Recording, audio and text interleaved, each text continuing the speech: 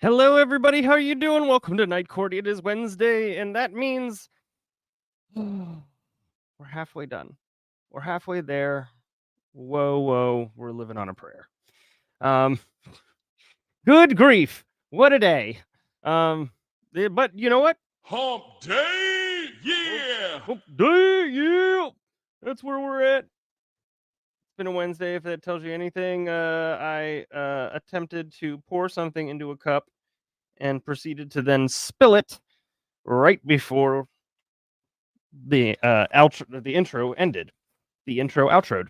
Hi everybody. Hello. Welcome to Night Court, where we're crazy, insane, and we play throwback trials and good God only knows what else. I'm gonna take that as a compliment. Right? Oh, we're halfway there. Whoa, living on a prayer. Hello, Nan. Hello, Dina. Let's see. Who else? Let me scroll back up a little bit. Oh, hello, chat boyfriend. See, it's not me. 29% of you who thought it was me. I couldn't keep myself together today, let alone anything else. Good grief. But yeah. Hello, Holly. Hello, Amy. Hello, Julie. No rails here. No, not even the guess of rails. We're not even trying. Not even trying. For sure. Hello, advocate. The fact that I don't I know it's dangerous. It's it's one of those keep things cold longer than it has any right to. So here we are. It's very dangerous. I did get a little crazy. Hello, please don't stop the music. Music. I love that name. Nicely done. Hello, Linda. Hello, Dusty. Hump day. Hump day, yeah! A red herring. Let's see what else. What else? Yes, Mr. JT, not chat boyfriend. That's me. Let's see. Is that cup supposed to be an FMJ bullet? What I can tell you, I don't know about an FMJ bullet, but what I can tell you is that it is a Kroger clearance special. So I'm going to go with probably not. Yes, Kelly, I did. In fact, I was going to bring you up when we started that up. Kelly came up with some good things, some good suggestions for a quiz. It won't happen this week, Kelly, just because I do not have the bandwidth. But then also I would have to know the answers to those things, and I don't right off the bat. But Kelly was thinking about doing was suggesting a quiz where you literally couldn't look up answers because it had everything to do with our channel. I think that's a great idea. So yes, also, the ADHD gavel. So thank you for emailing me. I appreciate it. Sorry I didn't respond. If you have emailed me and I haven't responded, I apologize. Yeah. I had my first bout of like, I think I've had this before, but now I know what to attribute it to. But I had like my first bout of ADHD paralysis today where I was so all over the place that I had no idea where to start. And I just, for like an hour, I was just like, I don't even know what to do next. Which is a weird feeling. Hello, Jackie D. Ricky, hello. Oh, thank you, Lois. Aw, Dina. You've been with us for more than a month. We know that. The therapist. Yes. It does look like a Full Metal Jacket bullet, but I am not that cool, nor do I have enough testosterone to pull it off. Oh, goodness gracious. Hello, Shireen. Double duty tonight, I see. Hello, Lady in Gray, if I didn't say hi.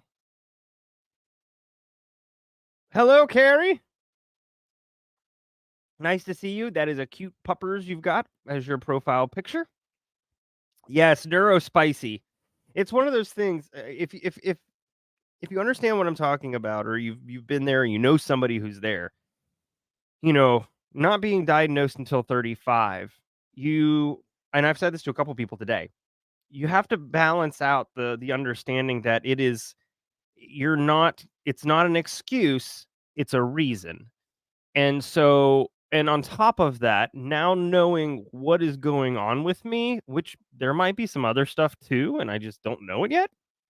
But knowing that means that I'm picking things out that I do as habits and attributing it, and not because I'm like playing WebMD, like I'm not internet med like doctor, but I am doing a lot of actual like research, and I'm able to pinpoint some of my behaviors now and attribute to that. And so there's that whole anxiety coming from that, and then the anxiety impacting the ADHD, and then the ADHD impacting the anxiety, and it's just a vicious circle. But yes. Um, Erica, hello, Erica843. Thank you for being a member for 4 months. It is an amazing group. I absolutely love it. But I'm biased because, of course, I am. Hello, Sandra. Hello. Oh boy. All right, so we got a lot going on tonight, and Jaded is here, and I don't know why I'm gonna play this, but I'm gonna play it. No more Mr. Nice Guy. Yeah. Yes. So, hello, Jen. If I missed you, I don't know if I missed you, but if I did, hello. Don't worry. We all missed a chunk of the testimony, unless you're talking about day court, in which case I can't help you with that. At all. Oh, geez. I'm sorry, Dusty. Yeah, that's been happening a little more to me lately. So, woof, it is not fun. And then having like a conscious thought that eyes are on you is even worse. But I am no doctor. I am no doctor. Let's all have some fun. We have a lot going on tonight. So we've got what? We're continuing on with defenses closing. I think we're near done with that. And then we are also going to review the quiz from Friday. We're going to update the scoreboard. And that being said, let's see if anybody has turned anything in since I last pulled it up late this afternoon. Let's see here. Ooh, 3 more. All right, so I will watch some of Jodi while I do that. And by the way, Adam was not one of them. Adam turned in his quiz Adam turned his quiz in September 15th. So, oh no, I'm sorry, September 20th. It was today. But it was at 1:03. So he turned his in with the name Adam Early Nusk? I'm going to mess it up. It doesn't matter. You all know how I am with names. I'll give it my shot. I'll give it a genuine shot. Well, whole JT loves you guys. So we're going to do the quiz results, And then I have a little announcement before we even get there. And somebody just asked me how many subscribers we need to 10K, which just blows my mind. And so let me tell you before literally almost spilled my drink. It is going to be one of those nights, y'all. Let's hope it's just the drink and nothing else. So I didn't come here to math. 271. We're 271 away from 10K. We are making that push. I am so excited. It's going to be great. Yes. So yes. Did Adam beat you last night in turning it in? No. No. Nope. You turned it in 13 hours before he did. You did it at 12:30. That's dedication. You have a permanent mod throne, Amy. A permanent mod throne. Okay. Yes, Angie, thank you so much. Because I don't know if I would have forgotten or not, but yeah. So, future, hello. Okay, so tonight's a little different, and tonight's a little different in the way that I know that we, usually I don't bring up, I don't, unless it's a command or something like that. I try not to bring up the whole donate to me thing because it's not expected. It's appreciated, but not expected. And either you're already a member here, or you're gifted a membership, or you buy merch. There's other ways that you support. You hit the like button. That's enough. That's support as it is, or share, or rate and review. And so, which by the way, good grief with you guys in the podcast because those stats exploded in a good way, obviously. And so, you see, here's my thing. We've cracked. What was it on Monday? We were just cracking 11,000. We've cracked 13,300. You guys showed out, and it's all because of Brandi's hard work on that new series. She's doing a wonderful job. Okay, all right. So tonight's a little different, and again, I know that I said I don't usually. I will answer that in 2 seconds. I don't usually ask for money. I bring up merch and things like that, but I try not to beg. I think begging is rude. But that being said, and it's a big old but. Tonight's a little different, and tonight's different in a way that I think you guys will be okay with. And what that is anything that is raised tonight via Buy Me a Coffee is going to go to Little Bruise Crime, Little Bruise Runathon. Basically, it's a booster-thon. It's a fundraiser.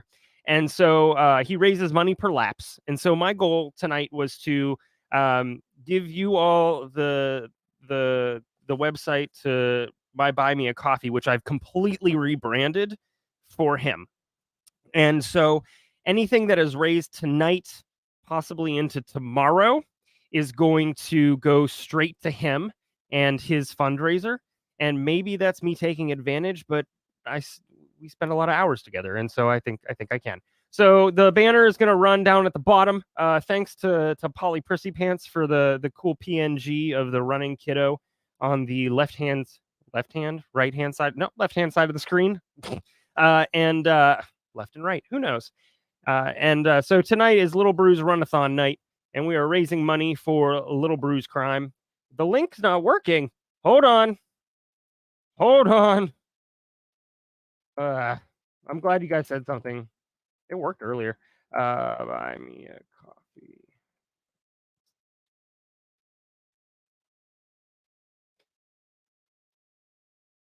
One moment. What I want. I'm gonna fix this right now. Sorry, you guys have to watch me do this live. I thought I had it all together. It was close. I was close. But you all are generally forgiving, and I appreciate it. It's probably on me in terms of like miscopying the thing or miswriting. Okay, all right, let's give that a shot. Marilyn, I do have PayPal. me remembering what it is a whole nother ballgame.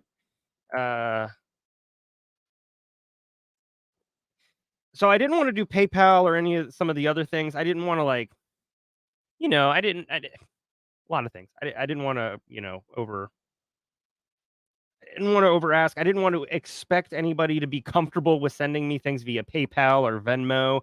If you are comfortable, just earmark it as Runathon or Little Bruise Crime. Um, my make this so difficult. My profile, my profile account for PayPal is, geez Louise. It's at JT Hosack, Hosack. So really just my name. So if you're comfortable with that, that's cool.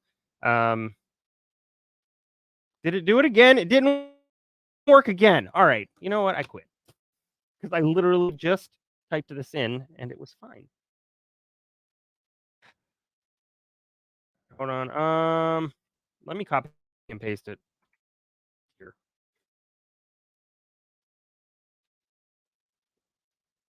So everybody got a 404. Okay. Apparently my brain's on a 404 tonight. Yes, Julie, I do have Venmo. My Venmo. God, I feel so bad doing this. I really don't like doing it. But it's for Little Bruise Crime. It's not for me. So, yeah, my Venmo is J Hosack, Hosack 87. So I'll put it up. Hold on. Oh, let's see here. Sorry, everybody. You're not here for this. Um.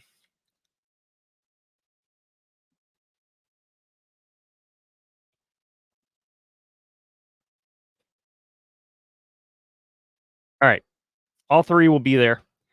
All three will be on the scroller at the bottom. I need to figure out what the hand grenade is going on. So the 404 is still happening, huh?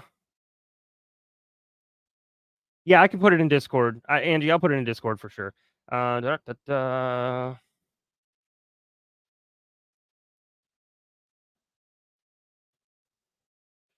Um,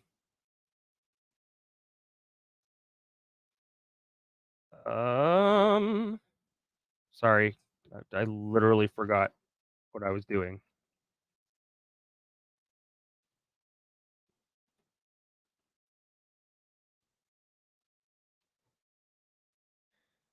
All right. I hate dead air. I hate dead air. Okay, so that buy me a coffee link took me right there. Is it really not working for y'all?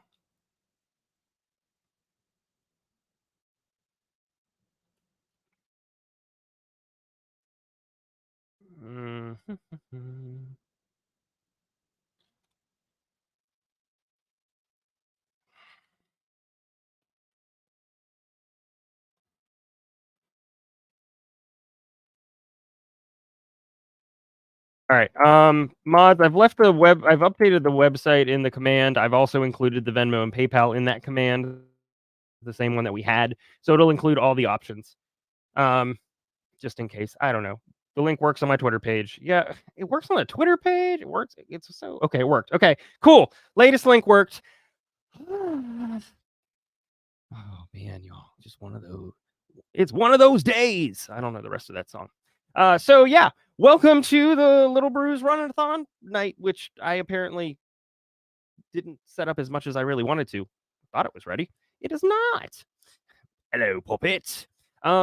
So yeah. So also really quick, something that I saw a couple of you talking about was this image, which some of you are like, which one's Jodi? So can anybody tell me which one is everybody? I will let's see. Let's go that route. Can anybody tell me? All right, so let's go furthest from the left to the right. So who's Doc on who's Doc on the far left? Can you tell me? I'll just wait. You, sir. Shanka, you're right. It is the 13th juror version of the Jerry Lewis telethon. Lady, check. All right, so let's see. Jodi is in. Okay. Let's see. Oh boy, we're all over the place. Oh boy. All right, so Doc is actually Richard Samuels, Dr. Richard Samuels. I could not find a good picture of Mike Babicki, the court reporter. So Doc is Dr. Richard Samuels. Right below him is Sherry Stevens, Judge Sherry Stevens. To the right of Doc, can you tell me who the right of Doc is?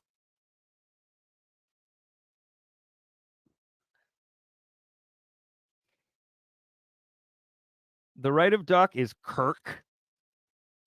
And then, so to the right of Doc is Kirk. Right below Kirk, which is Tony Stark in Iron Man and/or Avengers, that's Jodi.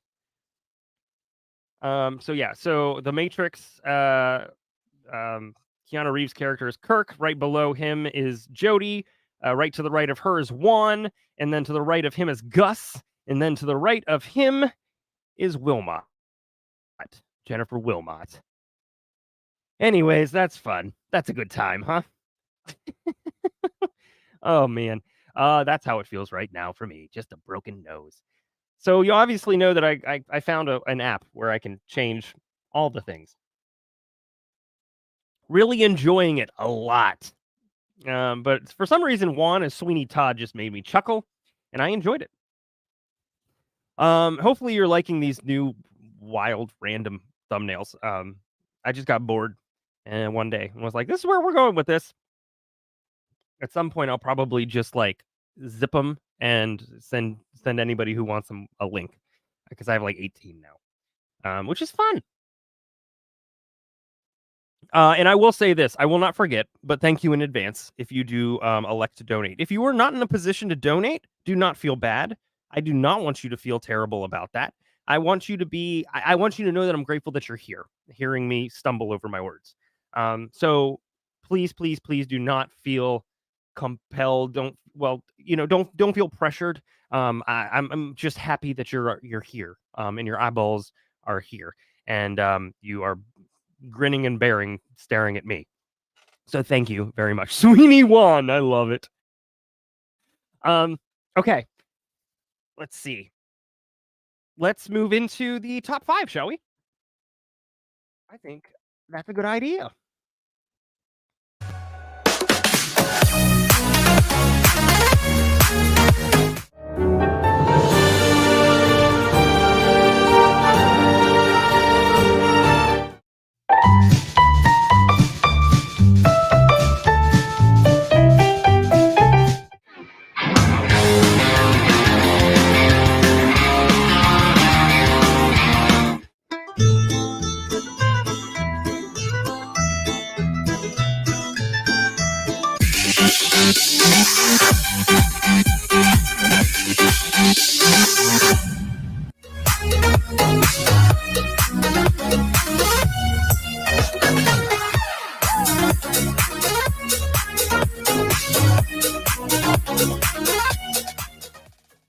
Congratulations to those of you who were in the top 5. There were some new names. So Ricky, you, sir, with your throne, you might want to put a pillow on that. I'm worried what might happen. Also get a tetanus shot first. Queen Olive Ruth Ann, rocking in the free world. Virginia Little, this is the second show in a row that you've had the beanbag chair. You must really dig it. Also saves me money because I don't have to buy another plastic cover, unless you need one, in which case I will indeed. Suzanne Barnett, I think this is the first time, for me at least, that you've been in the top 5. So congratulations. You got the comfy pillows. Everybody likes a comfy pillow. And Patches, you and your spinning. that gift makes me laugh so hard because I think if I would have had the idea, if it would have even come to me, I totally would have been that dude. 100%. So thank you to the top 5. Appreciate you guys being here a little bit early. That is awesome of you. All right. So what we're going to do is we're going to start playing the Jodi trial, and then I'm going to finish up grading, and then we'll move into the quiz, and then we will pop back into the trial. So, without further ado, here we go. So, ladies and gentlemen, as these instructions show you, your job is not limited to these two choices that we talked about this morning. And in that regard, let's be honest.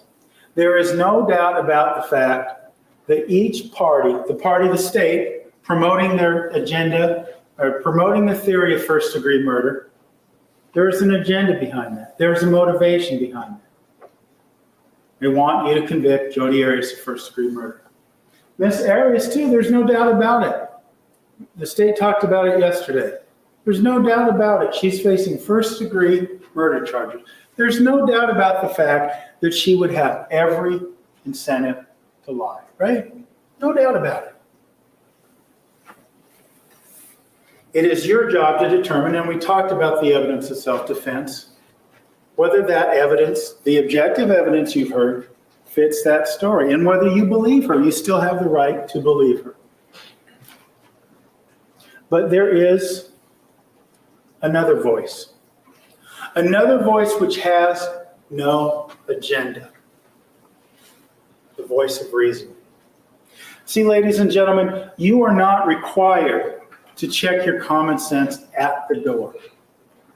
As a matter of fact, you are supposed to take it back to the jury room and to your deliberations, your experiences and your common sense to help you as a finder of fact to determine what happened between the photograph Jodi Arias was taking of Mr. Alexander sitting in the shower and the moment in time when his body was being dragged across the bathroom floor.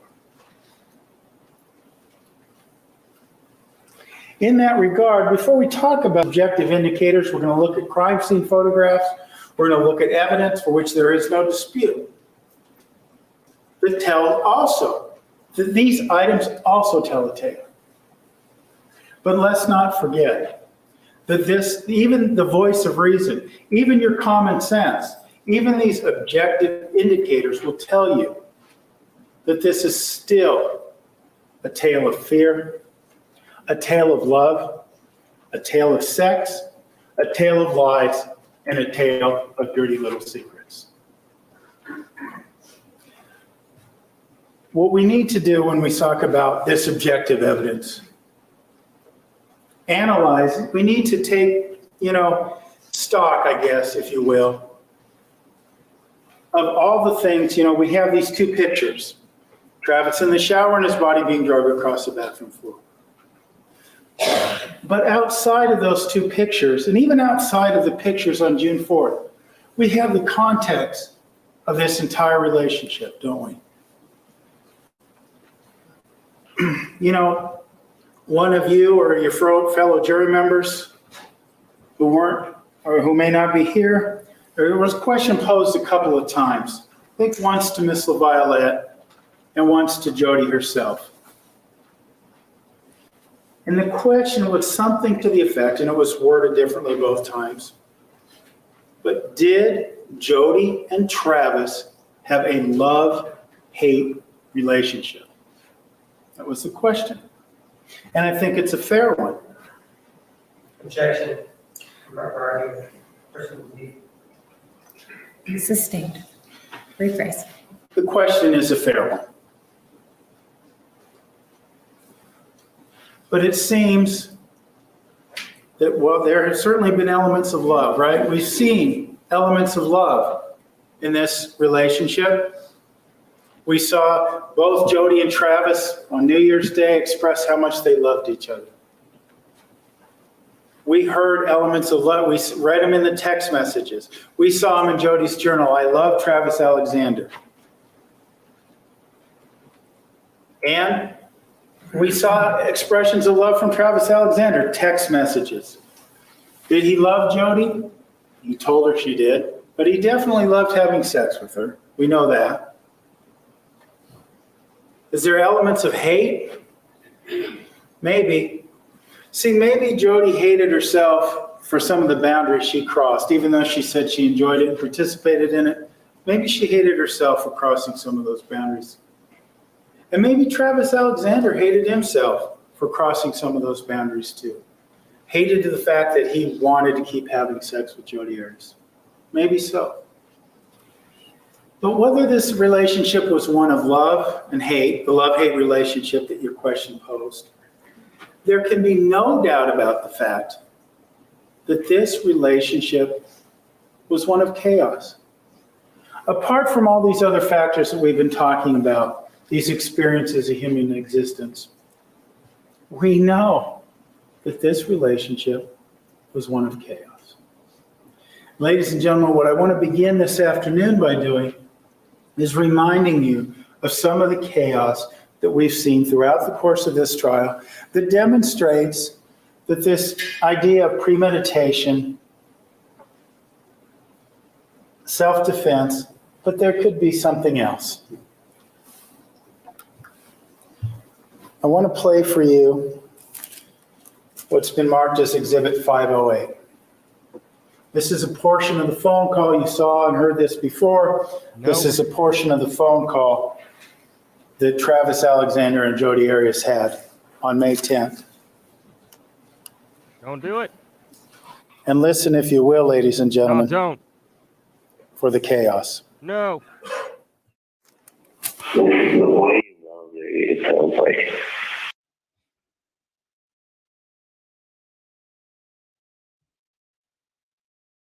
I have standards, and so we're not going to do this. And I'm not going to feel bad about doing that. Yep, nope. Nope. That definitely said pounded with the Tootsie Roll Pop. Think about it. Yep. Hold on. A few days, May. Oh, good. Not Those today, were Satan. the words of Not Mr. today, Alexander. Satan. Not today. How do they demonstrate chaos? They demonstrate chaos in the context of this entire relationship, don't they? This was from May 10th. May 10th, 2008. A few weeks before the killing, a few days before, about 9 days before, he tells Reagan Housley how he's afraid of Jodi Arias. Several days later, after this, well, the 26th, he's calling her a whore, a Come slut, again? and a three-hole wonder. He loves saying You've seen these text messages. We've gone over numerous text messages, right? On one day, text message could be sent, Jodi was the most beautiful woman in the world. Next day, she could be a horrible bitch. Sorry, There's Megan text Bitch. messages reference to Spider-Man underwear. Text messages sexual in nature. Text messages loving in nature. Chaos. Unhealthy relationship, right? From both parties. There's no doubt about that. Chaos. An emotional turmoil, if you will, that perhaps both individuals were feeling on their own and bringing it into this relationship, into this caustic relationship. I mean, let's think about it, ladies and gentlemen. We have this relationship that after a few months of going out, we saw what has been marked Exhibit 438. Whose birthday? A letter that Jodi Arias Whose birthday is it? was motivated, we'll say, to send by Travis Alexander, telling this same Mr. Abduhadi, who's asked Travis was going to kick in the bathroom. What? Oh my gosh, this is awesome. Well, happy birthday to you. Wonderful, wonderful, wonderful. Congrats. I hope that it was I hope you had a really good day. Thank you for hanging out with us for a little while at least. So, on three, everybody. 1, 2, 3. Happy birthday to you. Happy birthday to you. Happy birthday, Tommy Jones. Happy birthday to you. Happy birthday, Tommy. Yay! And I'm sorry that your birthday present for me is this trial. That they could no longer But be we're almost done. friends or do the things that friends do or do the occasional hug because it would make Travis feel uncomfortable.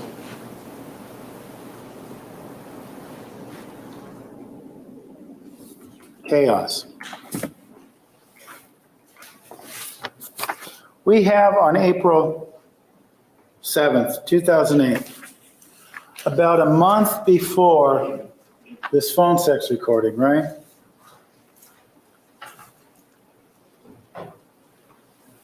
Jodi is telling an effing lie and this BS story, and no matter how bad the truth is, I promise the punishment will be better than the lie. Certainly, as Dr. DeMarte would say, not a healthy communication pattern. We also saw these text messages without going through every single one. Don't ever contact me again, right? We heard messages like that from Travis Alexander. And there was always still contact, right? They always kept going back towards each other. No matter what time and space kept them apart, they always kept going back towards each other. There's no doubt about that.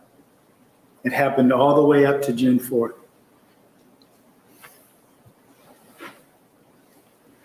Now keep in mind too, this time period, this April-May time period, we heard from Mimi Hall, right? Mimi Hall was hearing stories of Jodi being a stalker, right? Again, doesn't make any sense given what was going on. But again, it was this relationship of chaos. It's because you are. Let's face facts. This voice of reason, common sense. Travis wanted to maintain this image of a virginal Mormon man, right? There doesn't seem to be much doubt about that. Deanna Reed told us that. And he's dating these proper Mormon girls, isn't he? Lisa Andrews, Mimi Hall. They're not interested in a sexual relationship with Travis Alexander. But Jodi Arias was there, right? Jodi Arias was there for him. And we know also, speaking of Lisa Andrews, Lisa Diodone now when she came to testify for you, but then Lisa Andrews, he was dating her. She was the good Mormon girl, right? When he was going to the balloon fest, when he was doing all these different things. And Jodi was the dirty little secret on the side.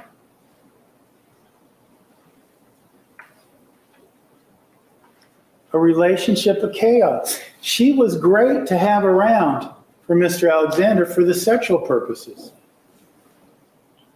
But she wasn't acceptable to his friends, and she might not have been acceptable to his church. So date the Mormon girls. You don't have to have sex with them. You don't have to abuse them. You don't have to push their limits, even though it seems, based on her own email and her own commentary, that he did push the limits to some degree with Lisa Andrews. She wrote him that email. Don't want you to touch my butt in public to mark your territory. I don't, you talk about sex way too much. You'll have your time. You'll have your chance. Little did she know he already had that, right? Deanna Reed. But that was the reality of what was going on here throughout the course of this relationship. In the time period that he's dating these other girls, flirting with other girls, Jodi, per his dictate, has to write Abe a letter and say, no, we can't be friends anymore because it might upset Travis. That's what was going on in this relationship, right?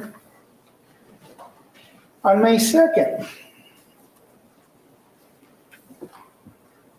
2008, Travis Alexander sends Miss Arias Exhibit 391.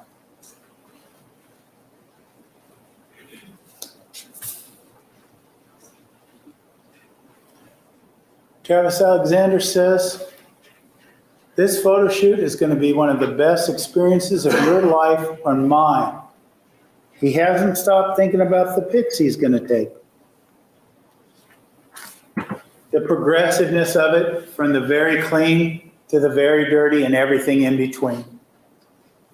It will tell quite a story and be a lot of fun, and not a day has gone by that I haven't dreamt about driving my shaft long and hard into you. Unnecessary. Now keep in mind, ladies and gentlemen, although this is before the message to Reagan Housley about being afraid of Jodi, this is also around the same time period when he's dating Mimi and saying, I have a stalker. Well, you know, it's funny too, because the state, well, you know, the state says this is true, she's stalking him. But again, would you send your stalker a message like this about, when I'm all by my lonesome, I have no desire to think of anyone else in my scandalous fantasies? Is that a way to tell someone to back off? I don't want to be in a relationship with you? No, doesn't sound like it to me.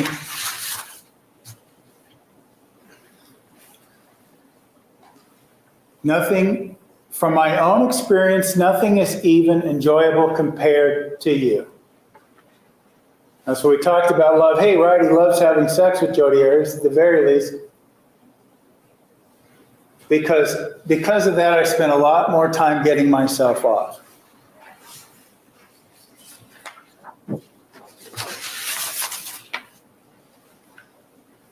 Calls her the ultimate slut in bed.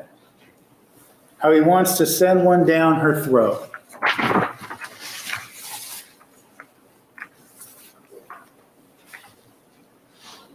He wants her to ride his face. He says you'll feel like you've been raped, you will enjoy. I'm going to pause it because this is a good time to pause it. Also, that still applies. Amy, thank you so much for gifting 5 memberships. I really appreciate it a lot. Who got the memberships? Oh my gosh, things are happening a lot. A lot of things are happening right now. Carrie 28, Martha Irene, NFL Pride, Laura Olson, Villanueva. Hopefully I did that right. Welcome to the cult. Oh, good. Oh, yeah. He's feeling lovely and feeling gifting. I appreciate it. So that's that. This is going so fast. Jen, thank you so much for gifting a membership. Eddie Jr. back by popular demand. Oh, yeah. Amy, you did another 5. Kendra Schwitter, Dreamscape, Elsa Belfiore, Angie Brown, and Miss L. Oh my goodness. Thank you so much and welcome. Oh, yeah. There's a lot of this happening. Queen Olive Ruth Ann, thank you for the gift as well. Karen Ann, welcome and or welcome back to the cult. That is awesome. You guys, wow. You know what? I'm going to bite my pillow. It's what I'm going to do. Yes. So hop in the portal and come give me a hug. Thank you. Thank you so much. Thank you. Trains are cool. Wow. Okay. All right. I'm going to fast forward us a little bit because I don't think we need to review this. Soulless. Of course, we know he did that to other people as well. But he says he calls her a corrupted carcass. That's a lot of me. But it doesn't seem to stop him from having sex with her. One day, you know, he wants to have sex with her and says all these graphic things. Another, you're evil. Welcome to the party, and maybe, you know, she's a stalker. No, I need her over here for sex. That's the reality of what common sense tells us what was going on in this relationship. All these things were happening in this time span of May 2008. when this supposed plan was being formulated, these text messages were being exchanged, these phone calls were being exchanged, and this stalker-like behavior was being exchanged.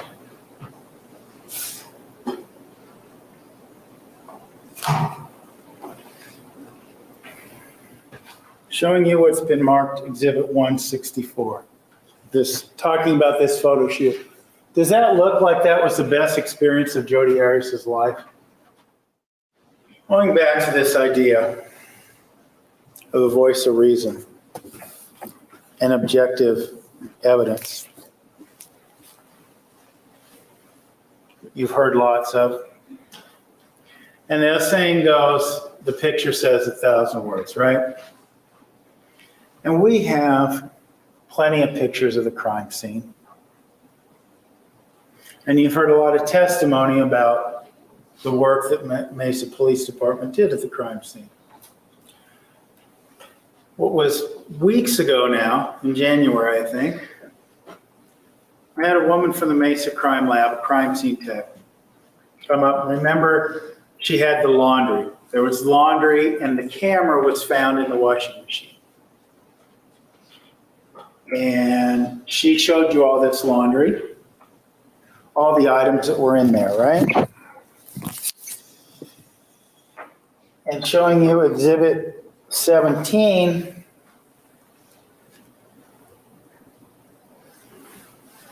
there were these socks, and there was this towel.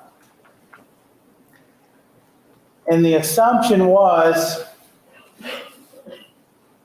that this towel was bleached and that all these items were bleached. Dumped in there, then this was a blood-soaked towel with bleach. Well, ladies and gentlemen, you have your common sense, you have the voice of reason. There are other items sitting here in Exhibit 17 that don't seem to have succumbed to this bleach.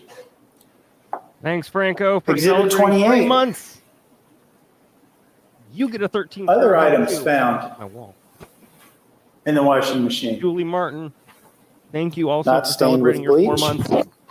That is awesome. I appreciate you both so much. Exhibit number 27. I love you too. Items Love this channel. not stained with bleach.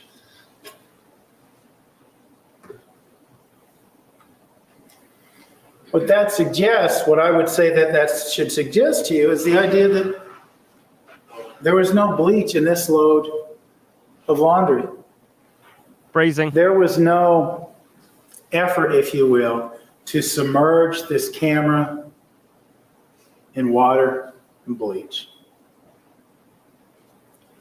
And you know, we go back, things come up, and I have to go back to this idea of premeditation as it relates to the camera. The camera was found in there too, remember? I can't remember. I think. Why would it's somebody just who's a little experienced with Bruise digital cameras, who has planned this murder I can't out remember if we're allowed for to as well. weeks, for a week and a half, I guess, why would she then not take the camera with her after she has all these crime scene photos she knows she's taken there? Because she Why thought would she got rid of stand there? it. She's planned this out, right? She's smart. Why would she delete some photographs and throw it in the washing machine? You That are a doesn't make any meathead. sense. Are you And this kidding me? idea that there was bleach in the washing get machine Nothing. You lose. doesn't make any sense Good either. day, sir. And these pictures, what we just saw about the laundry or the items in the washing machine are things that cannot be changed. They're subject to your interpretation, I guess, but they are what they are. These were the photographs taken by the Mesa Police Department. What else do we know about this crime scene? She's a few fries short It of a tells happy us a meal. little more about what happened, what could have happened. Exhibit number 63. It's been 84 years. We see You're tearing me apart, Lisa! Travis Alexander's bedroom And we see what I believe is a chair and a half She's there hella smart. with some pillows.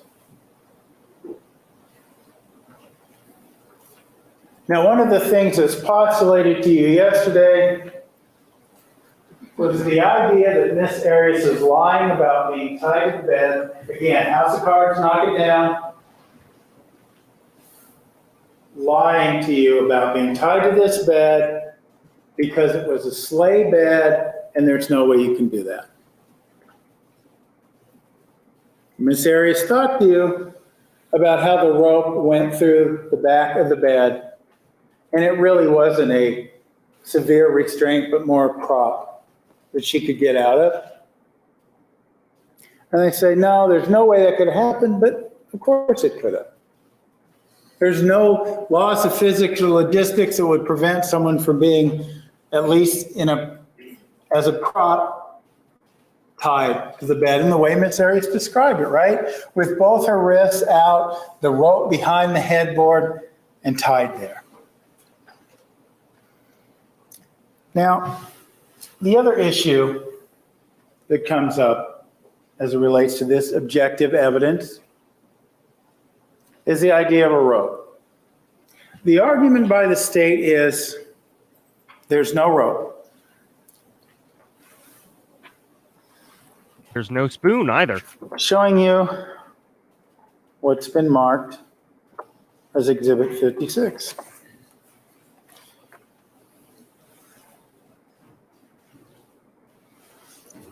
What do we see there, ladies and gentlemen? Piece of rope.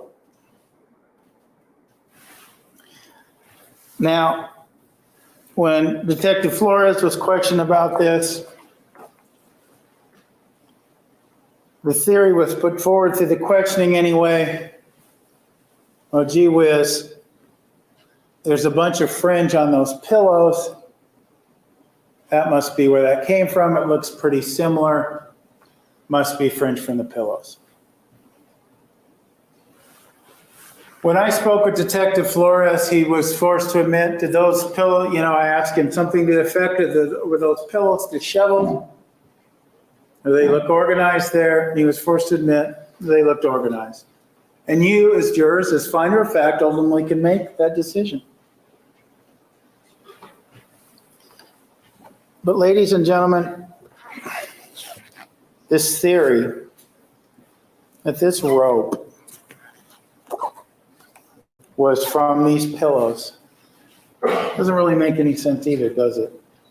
Looking at Exhibit 268. There's a better picture of the rope, more close up. Does that make any sense whatsoever as to how a piece of fringe from these pillows that were not disturbed wound up on the staircase? Doesn't make any sense. One of the things, talking about memory loss and inconvenient memories. Jodi Arias doesn't have a memory of the rope, wasn't there. But here we see, through evidence, again, for which there is no agenda behind it, but a crime scene technician taking this picture, that there's a rope. Piece of rope. Could it be that Jodi Arias carried this rope out? Could that be?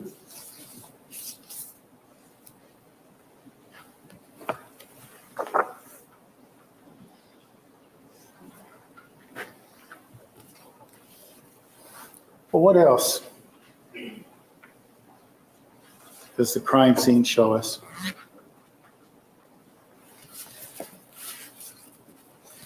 For which there can be no dispute in terms of what happened.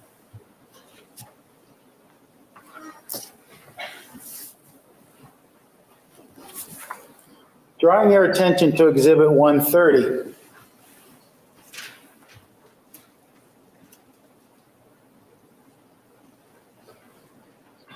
We have the blood. The blood at the end of the hallway. Dr. Horn agreed yesterday that that is where the throat was slit. Makes sense, right? The greatest amount of blood loss.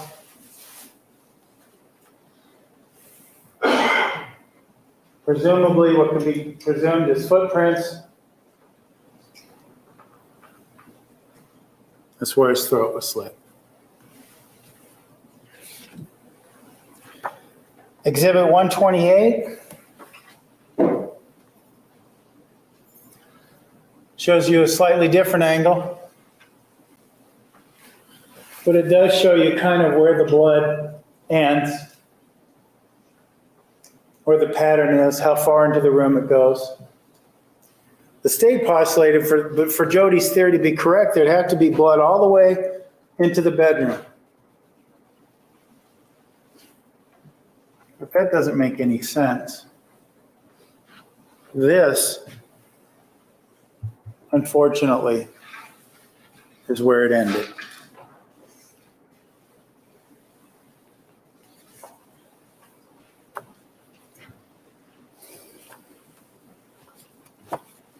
We've heard much about the bullet casing.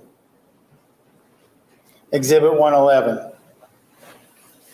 This idea that the shot had to be last because the bullet casing was in blood. Therefore, the stab had to be first, there had to be blood, there's no other way for this bullet casing to wind up here. But ladies and gentlemen, does that make any sense? What I said earlier, and what I think is true from this crime scene, and we're not going to go over every single photograph, but what I said about this crime scene is one of chaos as well, isn't it? It shows passion, it shows anger, it shows rage, no doubt about it. No doubt about it. But things were being moved around, kicked around, and there was a fight. No matter how you try to spin anything that happened here, there was a fight, and as the state called it, a struggle. There's no doubt about it. There's no doubt about it. And yeah, at some point it was a fight. A fight for life. I thought she thought it was a suggestive act. Jodi's part and Travis's part. You, David.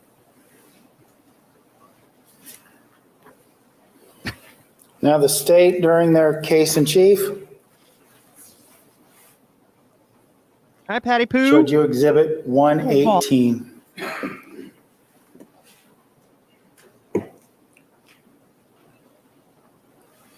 That Jodi knew what she was doing, planned all this out because she engaged in some massive cleanup of higher functioning, right? That she was functioning and thinking and acting on a higher level. What's the reality? She threw some water down with a cup in a panic. Does this look like a cleanup of some cold calculation? Or rather, instead, a reaction? A what the hell happened reaction to what happened?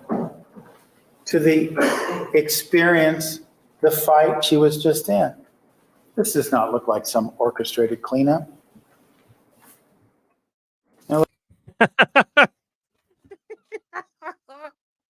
I just see her at the table just being like, just scratching behind her ear. Sorry if you heard like a boom. My bad.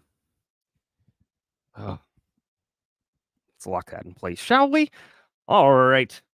Well, I'd say, I'd say a lot of things. I usually do say a lot of things, but now I'll say And now this. for something completely different.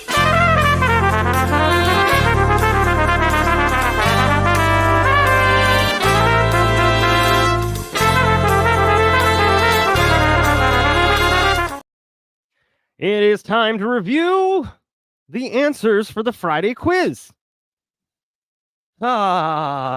Yay!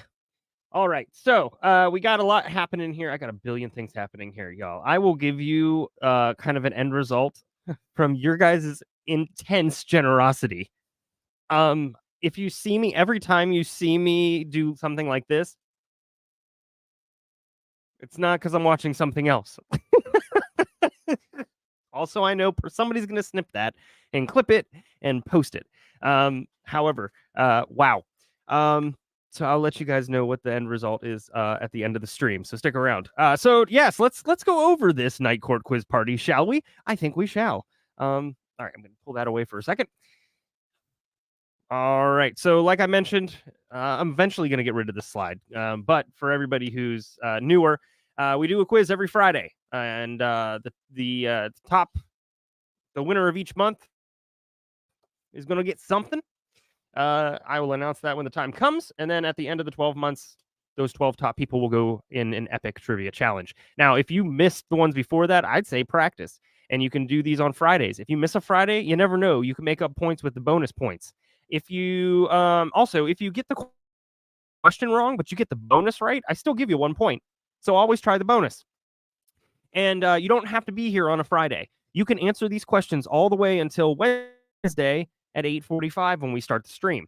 And, obviously, on your honor, no cheating. And you use the Google form. And how do you get there? You use the link tree. You click on the link tree, which is under Koji. And then what do we do? Then you click on the form. It's right under the night court button. All right. So that being said, Amy, celebrating 1 month. You have been here since the beginning. All right. So let's keep going. Let's move on. So tonight, as an example, or Friday, as an example, total points up for grabs were 14. So there were some chances to make it, make some up. And of course, last week's topic was cult. I had to see those bobbling heads one more time. They're just so entertaining. All right, let me find a way to move myself elsewhere. There we go. The Brethren, founded by Jimmy T. Roberts, disallows members from using modern conveniences and forbids children from... Would help if I actually was in there. Playing. That's right. They're not allowed to play. How dare you play? If you play, you hate Jesus. I don't know. It's the most ridiculous thing I've ever heard. Number 2, which cult is known for its mass weddings with hundreds of couples married simultaneously in huge ceremonies? Hint, the headquarters are in South Korea. Dina, thank you for gifting a membership.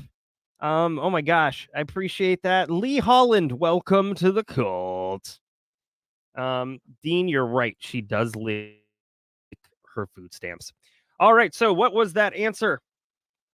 The Unification Church. Now, the bonus was, tell me within 500 people, how many gathered at the headquarters for a mass wedding in 2009? Now, I believe it was Angie. You're right, Angie, on all accounts. There were 20,000 people at the headquarters. Not only that, Dina, okay, I don't have anything under control tonight. There were 20,000 at the headquarters, and there were 20,000 online, and it was 40,000 people in total having really an awkward wedding. Because none of them had really ever met each other before. This wasn't like they had been dating and they were like, oh, we'll just join. These were people that were just kind of put together. So, Dina, thank you. 5 more. Good grief. C. Morales. Kim Rigg. I'm going to go with Kim Rigg. Ethan Witt, Ziggy Oliver, and Magic Unicorn. I like that. Also, it kind of reminds me of the Bluey episode where her dad is has a unicorn on his hand, which is hysterical. Unicorn! Okay, if you have kids, you know what I'm talking about. Anyways, welcome to the cult. Welcome back to the cult. All of it. Thank you so much. All right, so yeah, it was 20,000 who were in person. All right, number 3, what is it called when the loved ones of a cult member arrange to have that person kidnapped away from the cult and retrained for a cult-free life? I will say this, it was not a typical Friday night. That is for sure. Dina! Good grief. You are on a one-woman mission to make this entire chat green, and it makes me happy, but yeah. Okay. Well, not a drama llama. You've been outed. You're here. Julie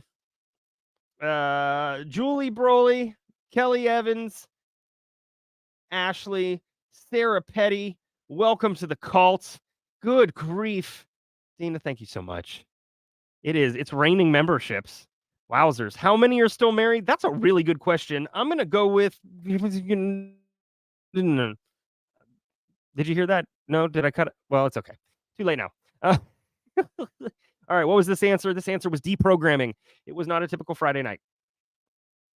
Although, I mean, if you're into deprogramming, I don't kink shame. So, all for you.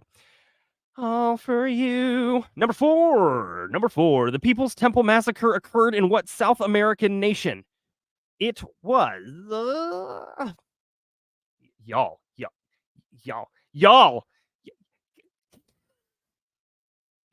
I gotta stop.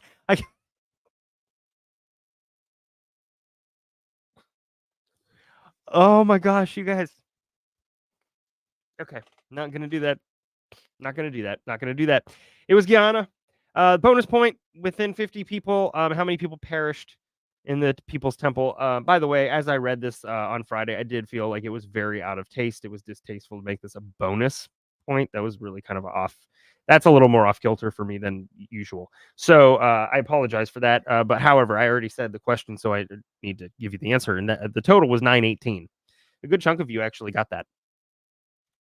All right, what did I will get to the gifted memberships in just a moment. I'm not ignoring. What did the Shinrikyo cult use to attack the Tokyo subway system in 95? The answer was sarin gas. And somebody wrote, but I wish it was monkeys. Me too.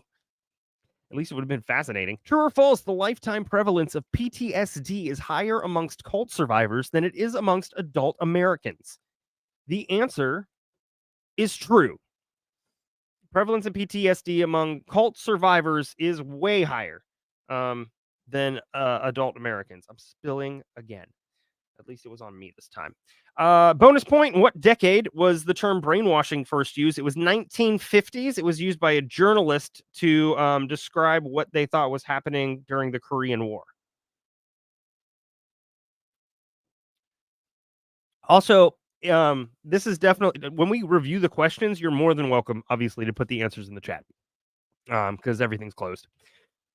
All right, true or false? Those with higher self-esteem are more likely to join cults. That is false. Those with higher self-esteem are not more likely to join cults. Cults like to reach out and grab people who are missing something. They feel down. They're looking for something to fill a place, usually lower self-esteem. Bonus point, how many cults within 100 are in the United States currently? This is... that's possible. However, the ratio was the country to cults, not just that's the population of military, which would be high. It would be high if we considered just military, but I'm talking the entirety of the population.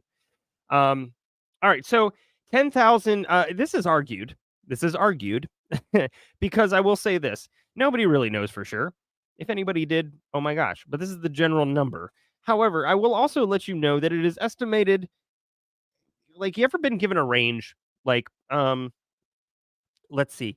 The storm could hit anywhere between 2 p.m. and 1 a.m. Can you narrow it down for me? They estimate 300,000 to 3 million people in cults. That's a lot. A lot. So here we are. L. Ron Hubbard founded this infamous cult accused of fraud? That answer was Scientology. That is an insane story. True or false, the standoff in Waco, Texas between federal law enforcement agents and the Branch Davidians lasted over 50 days. It is indeed true. The answer, actually, in the end, it was 51 days. 51 days. Number 10, the Heaven's Gate suicide cult led by Marshall Applewhite believed what comet was a sign the group was looking for? Bop. That's not the answer. I just wanted to say it. The answer is Halley Bop, which sounds fake. But Halley Bop. In fact, everything but Bop is an actual comet. So Halley's Comet, Kohoutek, and Halley Bop comets. I did not make those up. I am not that good. So yes, D. All right, so here's where the standings were before the quiz on Friday. I am so grateful that you were able to do that for you, and I'm grateful that you're here. And to that I say, I want to break free. I want to break free. All right, so this was pre-quiz, and here we are post-quiz. We've had some things moving around, everybody. Things have been moving around. It does sound like an Aztec god, doesn't it? You're correct. So take a look there. So we have 47 or 48 people playing. So I've got the top 42 here. It's the best I can do on one screen. Some of you moved up, some of you stayed the same. I don't think too many people dropped, so that's really good. Also, Patty Poo, here as an admission, I say that's awesome. I kind of want to see how cool those tattoos are. I love Hanson a lot. I talked about it on Monday, I think, actually. Yes, cults are fascinating. Absolutely fascinating. And there are a lot of great documentaries out there. One of the ones that I don't obviously love, that's a weird thing to say. However, I really like, there's one on Heaven's Gate. And look into Heaven's Gate if you never have before, because whoa, just whoa. In terms of the top spots, I can at least tell you how many points are separating. First from 10. In a second here, as soon as my computer decides to behave. Behave, computer, behave. One moment. All right, so the top 10, 9 points separate first from 10th. So, and the top 6 or 7 are within 6 points. Anything can happen, everybody. Anything can happen. We still got 2 weeks left. This is a longer month. So get excited. A lot of good things happening. And I'm glad you guys are enjoying it. I can't believe we have 47 people participating in this. I really appreciate it. All right. So Kelly, I said I'm going to try and do, not this week, but maybe next week or the last one, we'll do your idea for a quiz. If you guys have ideas for quizzes, you're more than welcome to send me a message. I am more than happy to take your suggestions. However, next week, we will be doing, it'll be a blockbuster. So we're going to do movie trivia. And we're going to be doing movies from various decades, various types of movies, genres, things like that. So we're going to be doing movie trivia. And I'm not going to pick things that are extremely out in left field. Like, I don't want to know how many stripes were on the PJ pants of John in the Peter Pan with, you know what I mean? Like, we're not going there. But we're going to do movie trivia, and we're going to make sure that these are accessible. And we'll see how that goes. Again, this is an experiment, right? It's an experiment every time that we do it to see whether you guys like certain topics or not. I never know. I'm horrified if it doesn't go well. So yes. Also, I will be doing, for some of us, we really only get to watch Bluey. Or kids movies. or animated movies. There will be some of those in there as well. So, film noir, maybe. We'll see. Who knows? All right, so let me get over here to this screen with the insanity that happened while I was going over the quiz. Good insanity. Dean, thank you so much for gifting 5 memberships. Not only do you gift memberships, but you gift one-liners. Like, I need to get you on a stage. And like, just like Mitch Hedberg, who I miss more than some of my friends, I just need to give you a mic and let you go, because that's flipping awesome. Oh, by the way, I do love Bluey. I'm not hating on Bluey. Love me some Bluey. It's definitely made for kids. All right, so J.R. Workman, Sanasha, CC Reagan, Lynn Lee, welcome, and Jackie Silvrance. Welcome to the cult. Oh my goodness, great. You guys, listen, all of this. Ron, where are you? I'm in a glass case of emotion. That's where I'm at right now. So Dean, thank you so much for gifting those 5. I appreciate it. So much. All right. Sam, thank you so much for the $5 super chat. They are the best chat.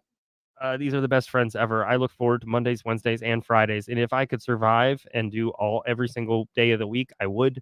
Maybe one day I'll add it. But until then, Monday, Wednesday, Fridays, I look so forward to it. I have Amos. Deanna, thank you. Deanna, I got that right? You told me what it was just 2 seconds ago. And I hope I didn't forget it or mess it up.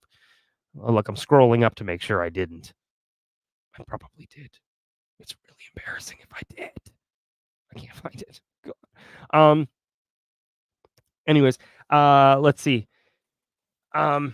Thank you so much for the 10 memberships. I gotta scroll back up. Karen Kressler, Jules McBride, Nana, Pam M, NL Vegan, Dawn, CC, Tina Sherway, Not Wit. I love this. I love all your usernames. This one's good. Not with it today. That is very accurate. Welcome to the cult. Oh my gosh. You guys are so generous. It blows me away.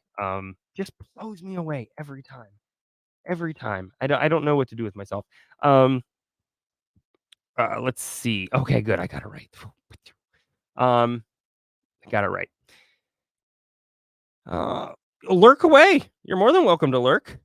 You don't have to sulk though, but you can lurk as long as you play this music while you do it. Mary, hello. How are you doing? Welcome in to the Night Court stream. Appreciate you being here a lot. I will.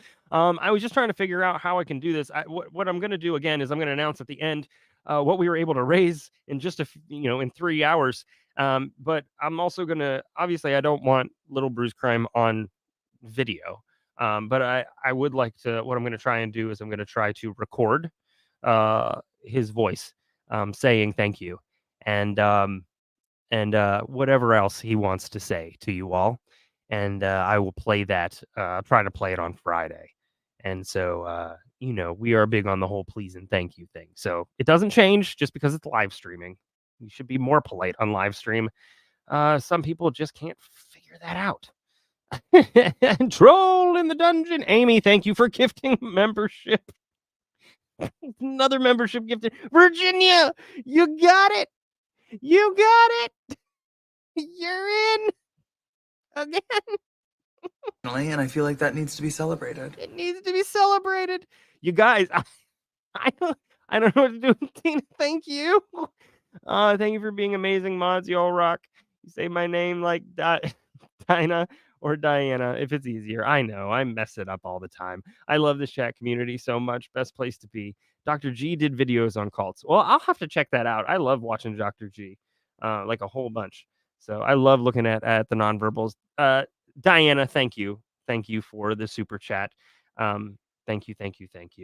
And yes, I read what I see because my brain. No, you are. Yes, David. Oh, goodness gracious. All right. one last thing. Because of course there's one last thing, everybody. Are you surprised? You shouldn't be. I was able to find the little gifty gifts that little Bruise crime gets at a certain levels. So let me make sure that the school name's not on there, and then I can show you, because that seems safer. So I guess the first thing's a football, which is pretty cool. And then there's a liftoff launcher. Diana, see, I almost did it again. Thank you for giving another membership. Cakes Boo is AU. Does that mean Australia? See, I only know so much. If that means Australia, that's awesome. Thank you for tuning in. I certainly appreciate it. I'm pretty sure you're like, what, 14 hours ahead? Let me know. I think you're 14 hours ahead, if that is Australia, the AU behind your name. 14? So it's noon there. Welcome to the cult.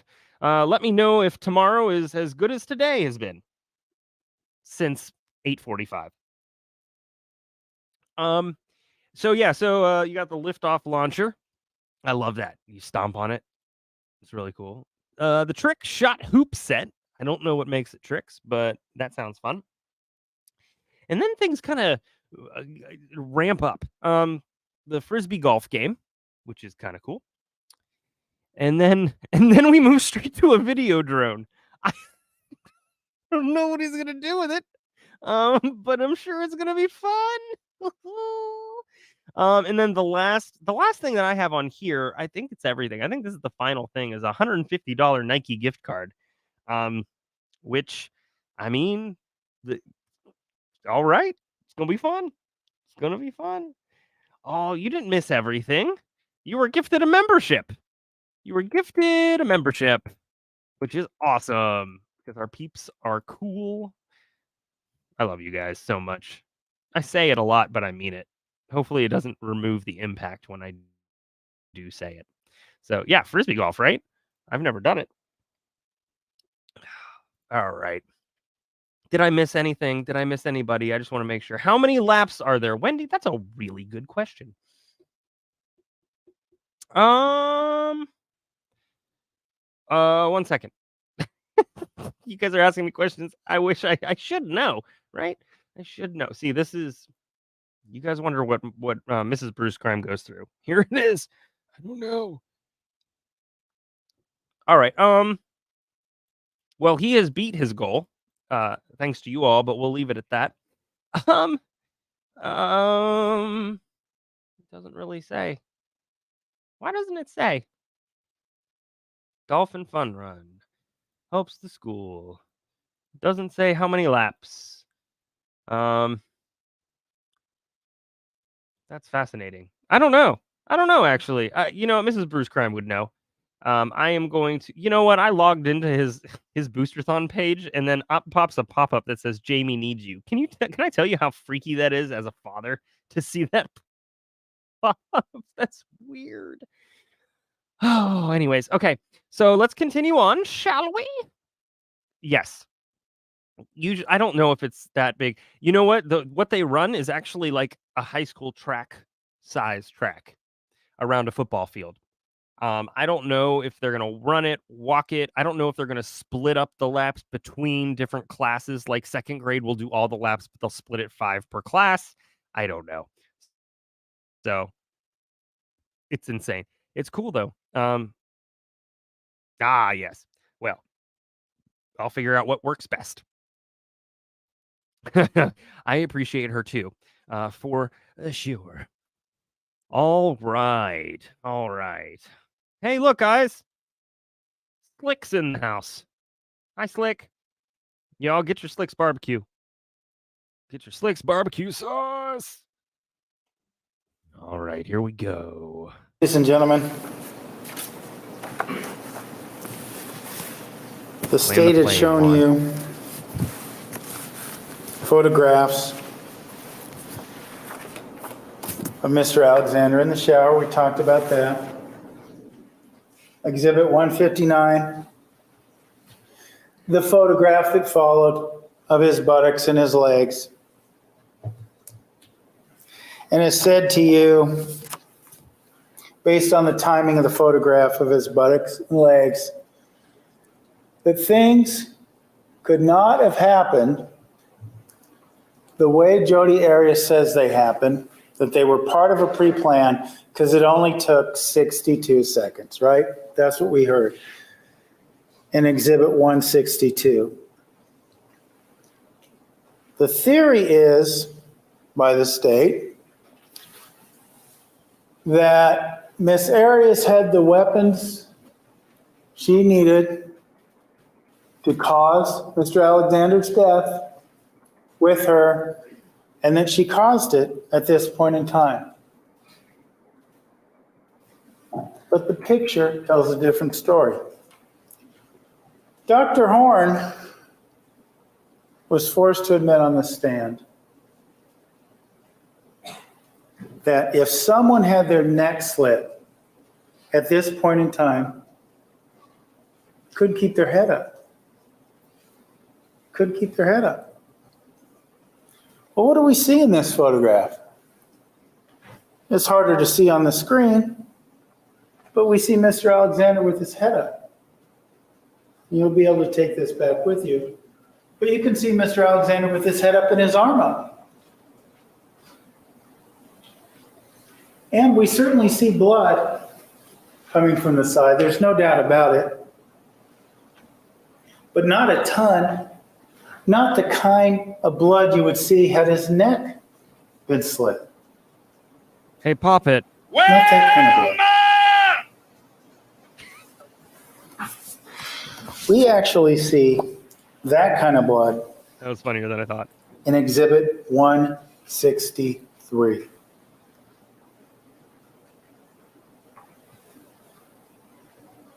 Travis Alexander, that's his shoulder. And it is very difficult to see through this projection. And you will have the chance, the opportunity to take a look at this when you deliberate. There's a lot of blood there, ladies and gentlemen. And we know it's not in the bathroom because we can see there's no bathroom counter, there's no light. Of course, keep in mind as well, we don't see a lot of blood splattered around here either, not at this point. But also keep a look in mind here of this photograph. 5:33 and 32 seconds. Presumably, ladies and gentlemen, at this point in time, the voice of reason and common sense tells us, going back to Exhibit 249, tells Would us, you look at that? Who dropped in? Hi. Hello, how are you? I am so good. How are you? I am overwhelmed at the generosity that is being shown tonight and every night, but tonight too. Oh, really? Oh, that's awesome. We're doing I need to see if it's just your say something again. Something again. I don't know. Is that light, everybody? Is it not loud enough? Oh, here, I've got my microphone pushed way out because the audio on the trial that we're watching during the day is so bad that I have my microphone pushed like way out just so that I don't bust out everybody's eardrums. So, hello. Hello. Hello. Hi. We've had an intensely crazy night. And by that, I mean, we've had, hold on, wait a second. We had a train for a second. Oh, I love oh, wait, well, night court. Oh no, it won't go all the way up. We've had like 30 plus memberships gifted tonight. Oh, really? It was like that today too. Did they tell you? Did they tell you that it was like that today too? We had so many. It was probably about the same much, probably about 30 plus that were gifted today during day court too. That's so cool. That is awesome. Thank you all so much. And then we're also doing I did a tester. I just wanted to see how it would go in terms of like fundraiser, but little Bruce Crime's doing his school booster-thon with, per lap and things like that. And I was like, well, I've got a cool community of folks that maybe I don't want to over ask, and it feels real awkward because I don't like it. You know how I am. But you can see at the bottom about the donations and the PayPal and the Venmo, and I don't like doing that. I don't exactly find it tasteful exactly. However, it's for little Bruise Crime, and Aw. I'm going to announce the total at the end. And about 30 minutes ago, Mrs. Bruise Crime's jaw hit the floor. So I'll just leave it at that. So What? What? Yes, I just got back from bingo. And it was a much needed, like, little just break with some friends, and playing bingo. And it's this cool little restaurant that's like right on the water, and they do bingo from like 6:30 to 9 on Wednesdays. So we had a sweater for oh, I got it ready. But did you win? No, I never do. Not ever. That's because you bring the bingo cards from our stream. Those don't work. They're not saying Walmart on this one. It's like I-32 or whatever. I don't know. It's weird stuff. I don't know. And I'm like, but I have, like, how do you not call Walmart? Like, what is happening here? So, too funny. Did you tell them about our stream next week? Or no? Have you said it? Huh? Our Murdoch stream? The text? The group text? No, I have not. So you do that. So we've had to push. Schedules have been crazy between mine and everybody else in the world. Like, everybody's just got crazy schedules right now. So, I was planning on doing this Murdoch stream, but then we ended up pushing it back because of CrimeCon and just schedules and whatever. So next week, we are going to have the Murdoch stream plus his plea thing, his federal plea agreement, guilty plea didn't come out until yesterday or the day before or something. And then there's been more bombs that have been dropped the last couple of days with Murdoch. So we got a lot to cover. So we are going to have Mandy, who is I know that I've talked about her on here before, and like I kind of and anybody who kind of follows the Murdoch stuff on Twitter as well, knows about it. But Mandy Powers Norrell, she is she's incredible. She's a lawyer in South Carolina. But she's also she was a member of the House of Representatives, and when I found the stuff when I was doing my Churchwell chart and found the stuff in that SLED had made, Mandy Powers Norrell is the one I was talking about. She is the one who found when I found the mistakes that SLED made. I contacted her, and because she's close with like Creighton Waters and all them, so she's the one that got them in. And then of course Dr. Kinsey, and Dr. Kinsey is obviously just insanely perfect in every way, and I want to be him. It's a cone. Can you ask about that, please? Yes, absolutely. Okay, absolutely. Just for me. Yes, it is. To me, it is the quote / comeback of like the last 5 years. Yes. So and while we're at it, yes, Mandy Matney will also be here. So she is going to join us on Tuesday night as well. So it will be the two Mandys and Dr. Kinsey and myself, and I am so excited. And I think we're going to do it at 4:00 is the time that we have scheduled for right now. So yeah. Adam can't sneak in quietly. We'll catch you every time. 2 Mandys, a Brandi, and it's a cone. I'm so excited. 2 Mandys, a Brandi, and a cone. It sounds like a bluegrass band, to be honest with you. 2 Mandy's, a Brandi, and 2 Mandy's, a Brandi, and a Kinsey. I'm so excited, y'all. Oh, 4 Central or EST? We're doing Eastern because all of them are Eastern. So we're gonna go. I'm working around everybody else's schedule. So we're gonna do 4:00 Eastern. Our trial that we're covering ends at 4:30. So, but I mean, who keeps that dream team waiting? So we'll end half an hour early, and then we'll just play that last half hour, the next morning. So, cachette. Night court. It is night court.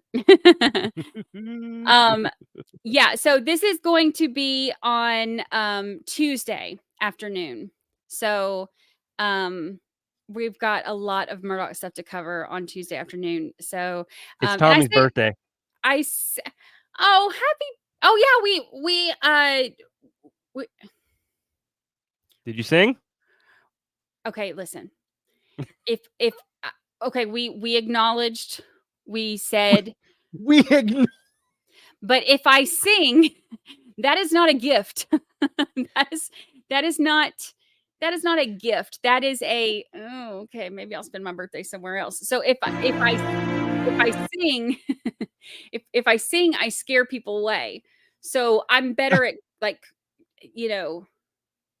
acknowledgments and sound effects and stuff like that. But when it comes to singing, not so much. Not something people want to have, their mute button unmuted for. So in no way, shape, or form do I believe that. So just saying. Oh, in that case, happy birthday. I'm joking. I'm not gonna make you sing. Well, now you're just trying. Especially since I've had a couple drinks at bingo. So see, my duet with Ari was fire. It was. Go to sleep. That girl is on fire. Yeah, the moves for it. Man. I just can't do the actual singing. So yeah, so that's what we got going. I didn't come here to sing. I didn't come here to read. I didn't come here to math. Well, Ma! That was so loud. Sorry, that apparently used to be her nickname. Oh, that's so funny. So here we are. Everybody's awake now. Look, and, even you lower the volume on that. Bruiser Brody saying happy birthday, and Bruiser Brody's like, I'm a lurker. Look we even have lurkers that are saying happy birthday. This is a huge deal. Bruiser Brody, hi. Now you can't lurk anymore. Now we know you're there. We're all going to talk Bruiser to you. Brody, is that a reference to the wrestler? Because that makes me happy. Is there a wrestler? Yes. Bruiser Brody was a wrestler. Oh. Well. For sure. Well, that went over my head because I know The Undertaker, and I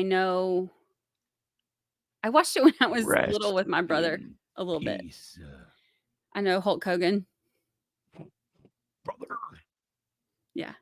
How close are we to 10K? We're about 265 off. Yeah, we had a lot add on today, which is awesome.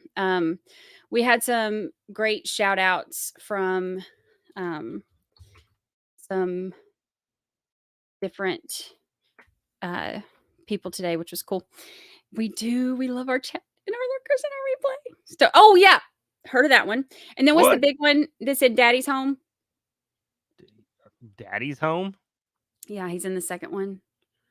What's his name? In Daddy's Home? Is that a movie? Yes.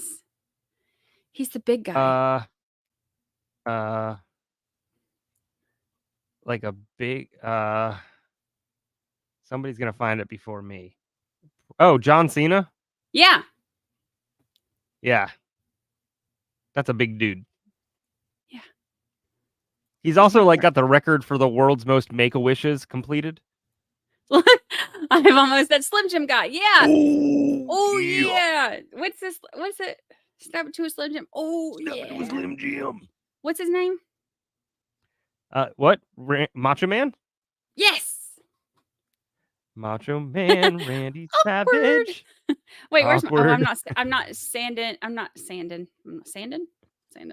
sharing my sound effects. So, but I took Jamie to a WWE house show when he was like 2. Apparently, I just said his name. Oh well, sorry. I won't say it again. But I took Little Bruise Crime to a house show when he was 2. So you at least this the whole crowd surfing thing he comes by it honestly. So. That's so funny.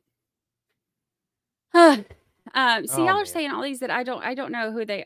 I remember the one with the yellow underbritches, Hulk Hogan, and Undertaker, and now I have my very own Undertaker. Yes. Know me. Fritz von Erich, Chris Benoit, Andre the Giant, right? You saw the Princess Bride. He was he was Oh in yeah. there. Okay, I know that one. Okay. Yeah. The man Becky Lynch. You probably don't know Becky Lynch. You know The Rock. Oh yeah. Hold on, wait. You can't see it because I have no eyebrows. I can do it. I can do it. When I have on fake eyebrows, you can see it. But you can't see it now because as I have been told through email correspondence that I don't have enough eyebrows. But if I did, you could tell that I could do it. Yellow underbritches. Yeah, the yellow underbritches. Hulk. Sting, Brother. Sable. Man. The Little Bruise Crime was born on Austin 316 Day. I was so happy. Austin 316 Day. Well, Austin 316 is one of his things, and when he was born on 316, it made me happy. Oh, that's cute. That's cute. John Michael, good grief! How did we get into this? I don't know. It's my fault, I'm sure. I don't remember. I can't remember back that far. Advocate just brought up my intensely favorite of all time wrestler, Mankind. He will forever be one of my favorite wrestlers and just all out people. He is such a nice guy in general, but he is a fantastic wrestler. He once did 3 characters at one time at a Royal Rumble. So cool. Anyways. Wait. Well, first off, chat boyfriend's back, but go up 1 to Eddie. Eddie, you built a video wall and the ring, dude? That's really cool, dude. That's awesome. That's so cool. Yeah, chat boyfriend's been in and out.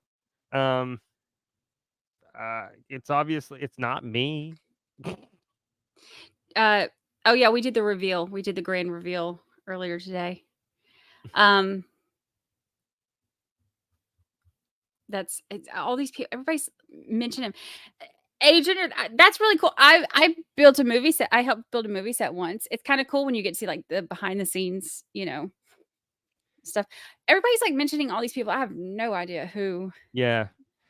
People don't understand. I have like a good friend who's an indie wrestler, and she's lovely, and she's wrestled on AEW a couple times. The ring is solid. It is like steel bars and wood. Yeah. Who's the one that was like, don't. Oh wait, that's Homer Simpson. Hold on. What was the other one? What's the other one? Wait, wrong one. Hold on. What's he do? There's something that everybody's always. It's Homer Simpson, not a wrestler. Not a wrestler. Not what is it? You're killing our mods. You're killing our mods. Paul is dead. What is hold on, I'm gonna Google it. How do you even Google that? What's the one that's like but it's not it's Dope. The older ones are great. George the Animal Steel was one of my favorites. I met Ricky Steamboat, such a nice guy. Oh gosh, I do enjoy wrestling. I don't have time for it. Woo! That was it. Woo! Woo! Oh, Ric Flair. Yeah. Ha. I don't think he'd be as successful if he walked out and went, dope. It's the same thing. Oh, darn, Marge. It's the same thing. Whatever. Y'all are see, Holly Berry said so close. Holly Berry said I'm close. I'm so close. completely different consonants. Don't. So close. Oh. Whatever. Y'all are like, okay. Night Court's judgmental. I'm just gonna throw that out. Night Court's judgmental about Only my wrestling. to somebody who quotes Homer Simpson for Ric Flair. And it's with love. It was like almost the same. It was like a one syllable thing. You're killing our minds.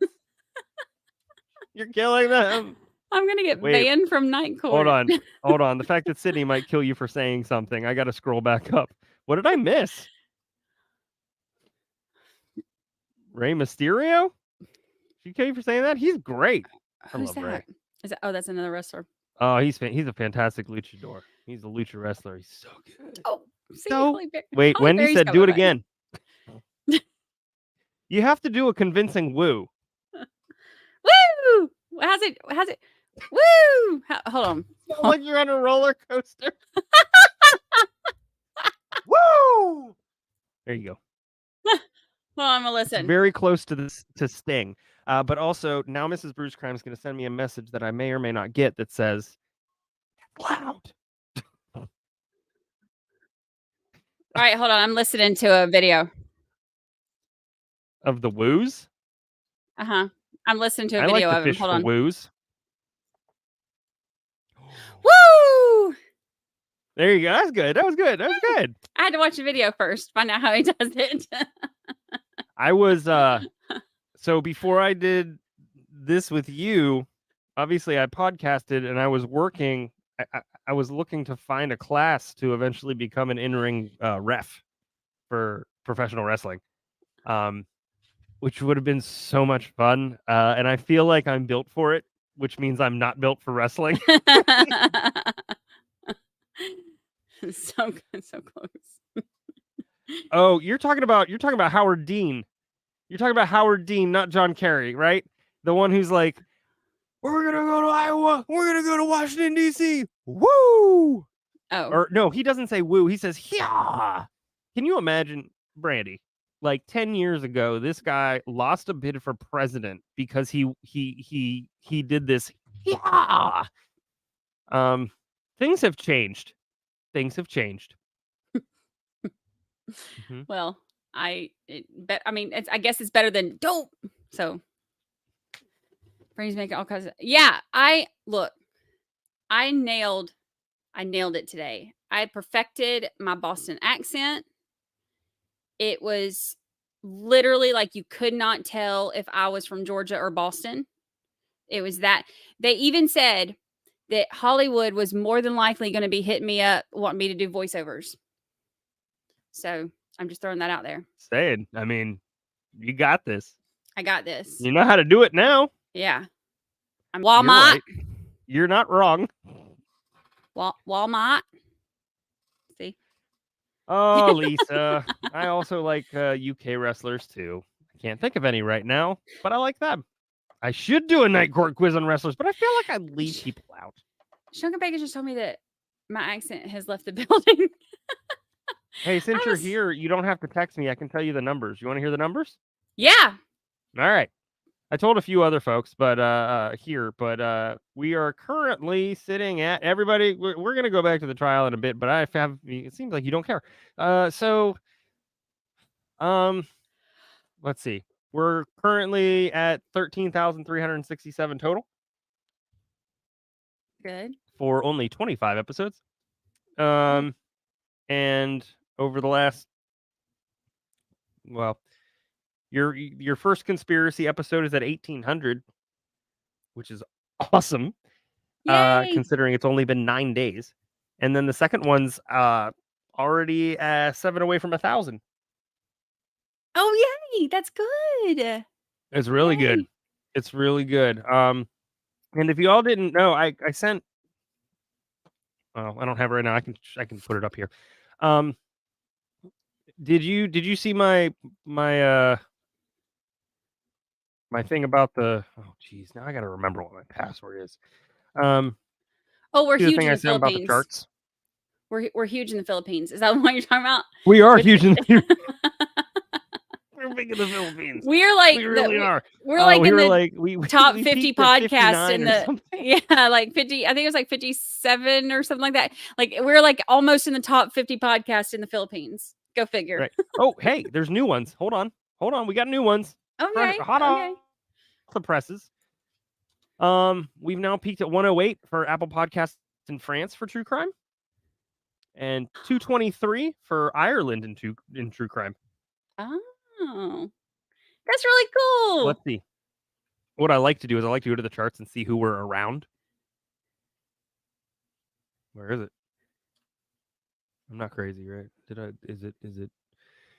it move already? That's really cool. It is cool. It's really cool. I when other countries choose to abandon their language to then listen to us. Actually, we're only like 15 away in France from last podcast on the left, which is quite a feat. Oh wow. Although they're apparently not that popular in France, so who knows? Okay, you just ruined it. You knew how to ruin that moment, didn't you? Well, I'll tell you this: they're in the top like 25 here in the U.S. Yeah. So I mean, it's a big deal. Yeah, it's a big deal. That's really cool. That makes me happy. I was a nervous wreck. Y'all don't know this, but I texted JT and having pretty much a full-on panic attack before it released, and I don't show my emotions too often. I am a fortress a lot of times. Now, when it comes to sass, now, honey, y'all will see that. But when it comes to like vulnerability stuff, like I am not one that shares that kind of stuff, like at all. So, but I was having like a full on panic attack, and I was like, I was messaging JT, and I was like just freaking out, and I was like, I am terrified to fail, because the way that everything has happened has just been, like I have been very blessed, and all of this kind of happened accidentally, and not to say that like I don't put work in, because Lord knows I put in some hours. Y'all have no idea how many hours, but like so not to say that I don't work for it, but I was very fortunate in how this all kind of just happened fast. So because of that, like I'm so happy, but it's all been just a happy surprise. It wasn't something that like, this isn't something that I set out to do and I made this goal and I was like, hey, I'm going to do this. So I've been, loving that our community is so awesome. And Angie Brown, happy anniversary. But I've been loving that, like, all of this stuff has been, so much fun and it's been so great. But it's not, the podcast was something very different, because it was like the first thing that I really put a lot of work into first before putting it out there. So because of that, I was terrified for it to fail, because I was like, the YouTube thing just kind of happened, and it happened to work, and it just has gone great. But this was the first thing that I put all the work in first and then put it out there. And so it felt like I was just bearing my soul. I was terrified. And I had a whole panic attack. So it's really cool that it's doing well. That makes us happy. That makes us happy. I'm psyched. I really wasn't kidding. I texted you after I listened to the first episode of the new series, Canton, Conspiracy in Canton, and it truly is one of the most professional podcasts that I've ever even been loosely connected to. And I mean very loosely, because you did everything. So it sounds amazing. Truly. Thank you. So thank you. I appreciate it. Y'all have been awesome. And I appreciate the support and JT talking me down from a ledge as I'm like, oh my God, I'm going to fail. Maybe you shouldn't do this. Maybe I shouldn't put it out there. But I've been pleasantly surprised with how great the feedback has been for it. So we are very much appreciative of that. So yay. Yay. And we're huge in the Philippines. So Yeah. if y'all ever Big go in to the Japan. Philippines, if y'all ever go to the And I feel like Philippines, that needs to be celebrated. Actually, real quick before you go, do you mind if I play a quick trailer? yeah, I'm doing a shameless self-promotion for tomorrow's stream for True Crime Wine Time. yeah. And we're doing an update on Chase Lackey. So everybody take a look at this.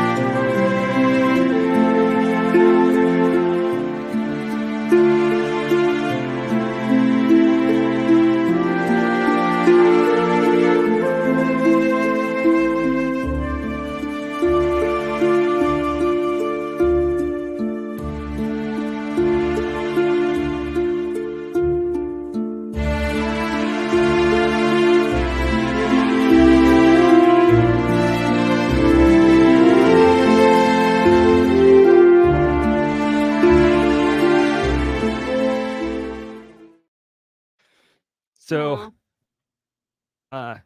this happened really close. It was in Terry's hometown, my co-host there, and she's been doing a lot of on the ground investigating to the point in which she's reaching out to people who could have had something to do with him being missing, drug dealers and such.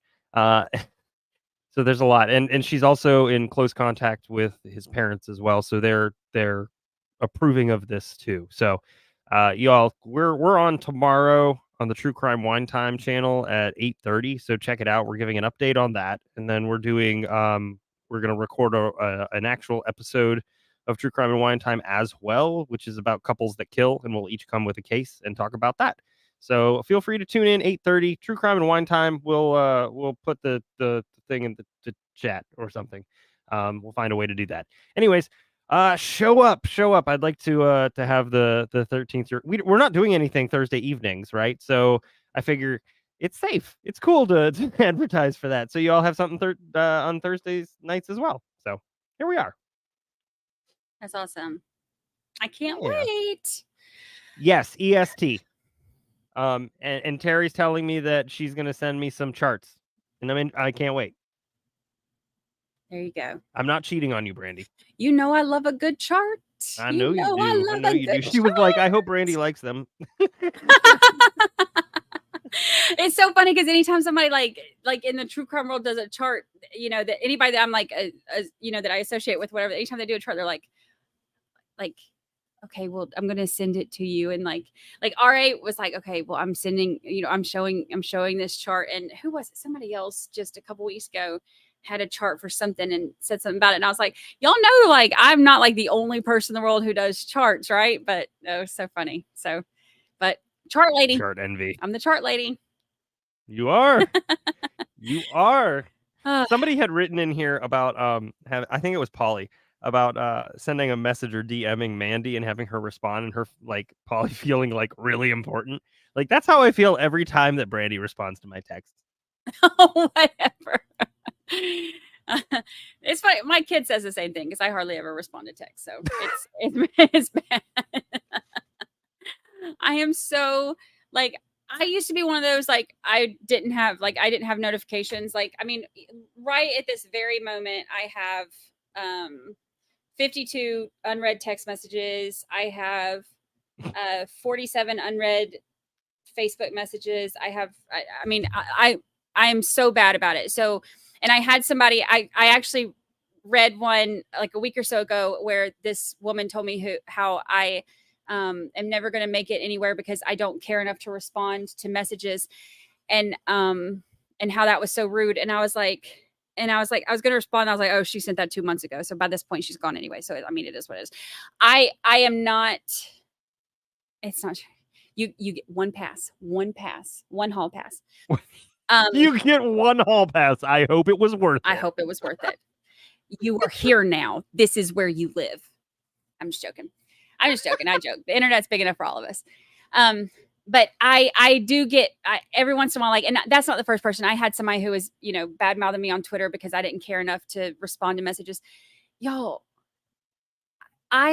this is how much I care. I care enough to not be reading a bunch of messages while I am focused on y'all during the day.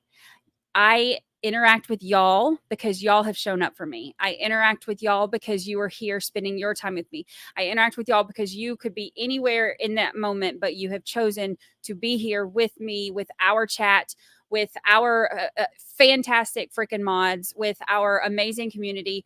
So I don't spend my time during the day reading messages. So if that means that I don't care enough, then this is not the channel for that lady. You need an assistant. I volunteer. Please, Lord. Yes, I need 3 of them. Reach out to her. She'll respond to you in a week. I will respond to you.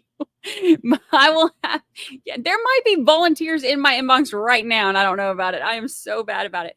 Even like with the chat, when it gets to go, and I try so hard to keep up, but I'm like, if y'all don't tag me, it won't show up in orange. So if you ask me a question and it's like important, you got to tag me in it, because I try so hard to read everything, but there's no way for me to to do it. So I do try. I try my best. So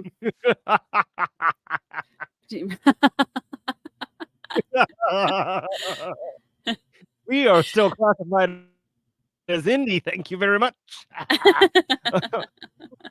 YouTube and the government take a total of 60%. So,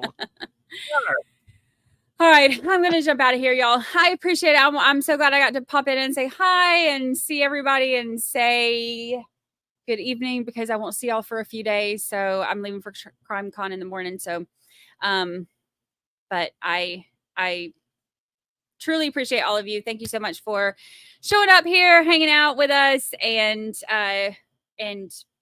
being part of the family. So Chat Boyfriend works for free. Yes, that's how it starts. He says it's for free, and then it gets dicey. Yeah. At some point, you got to buy the cow. I ain't falling for that again. All right, y'all. I love y'all so much. I will see y'all on Monday. All right. Bye. If you meet anybody of note at CrimeCon, you could go live with them from your phone.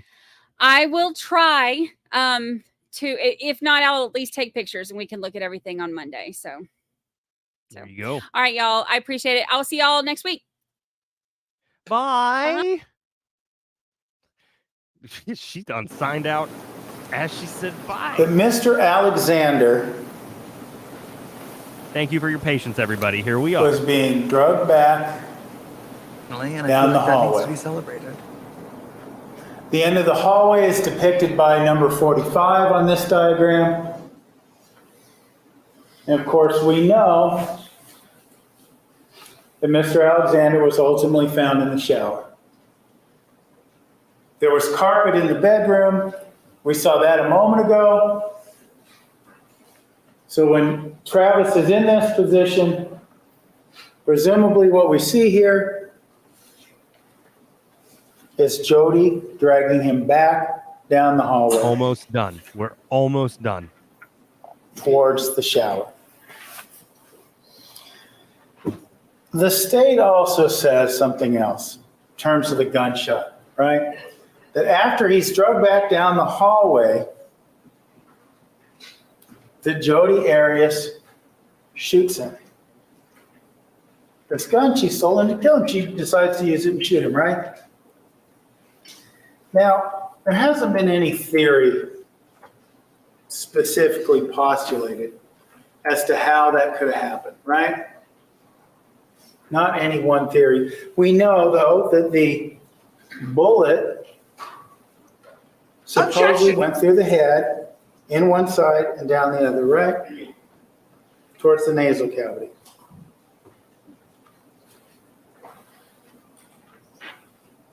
So how does this happen, ladies and gentlemen? I don't know if you've even paused to thought to that, but how does this happen? She's dragging this body back. That's pretty obvious. So in theory then, if she's dragging this heavy body back, are we to believe that Jodi Arias then stood with Travis down below her and shot him in the head, risking shooting herself? To what end? To what end? Did she prop him up against one of the walls, drag him, prop him up against a wall, and then walk over and shoot him in this manner? Doesn't seem to make any sense, does it? Did she shoot him in the head when she was in the shower? Well, that doesn't make any sense because he was slumped completely on the ground. She would have had to reach way over and shoot him, right, in the shower. Well, that doesn't make any sense either, right? It just, this idea that after this, Jodi shot Travis after he was dead doesn't make any sense. It's been 84 years. It's okay. Cheek base! Cheek base! Well, ladies and gentlemen, what does make sense? I would submit to you, as I submitted to you before this morning, that certainly Jodi Arias' theory, or I should say, the explanation that Jodi Arias offers makes more sense, because it does involve a moment in time. And keep in mind, I think I misspoke a little bit this morning. We talked about this moment in time when he's down. She's left-handed, right? She would have had to go down there with her left hand and stab him. Presumably, she would have used her left hand, go down there and stab him, and that's the moment in time the state thinks that premeditation met reality, right? Here we go. Here's the ultimate question that we asked you at the very beginning when Miss Wilmot sat beside you on January 2nd. What happened between here and here? It was proven. It's also about what happened between this photograph, 162, and photograph 163. What happened? Okay. So we know at one point in time. Finish her. And let me say this. This is to say, if you do not believe Jodi Arias' self-defense claim, you believe the state's refuted it just by creating a house of cards and knocking it down, what could have happened? We see the shower, 62 and 65, the arrow points towards the shower, where Mr. Alexander's body was found. We know that ultimately that was the final resting place. It don't work anymore.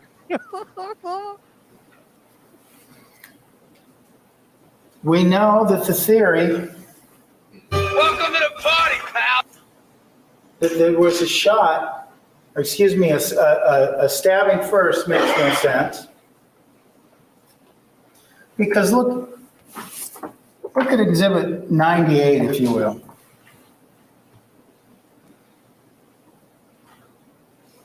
the sink. We have the sink with all this blood splatter. The state's theory is that Mr. Alexander, after being stabbed, walked over to the sink with this massive wound in his chest and stood there. Now, presumably for the blood to hit this sink and not the mirror, not somewhere else, and as we saw Mr. Martinez do yesterday, we have a palm print there. He's leaning forward, right? He's leaning forward. He has a hand on the sink. And that is where the state theorizes that Jodi Arias then, after stabbing him in the chest, for some reason, backs up because he's down. He's got this chest wound, right? This is a fatal wound. He has it, and he's sitting in the shower when he has it. That somehow he gets up, gets past Miss Arias, who's got the knife in her hand, keep in mind still, and then once he gets past Miss Arias and he stumbles to the counter, he's standing there, bleeding out his chest and splattering all this blood. Number one, this is terrible for them to hear. Number two, this fella on the left side in the second row has had it. And I think he's pretty much what we all feel.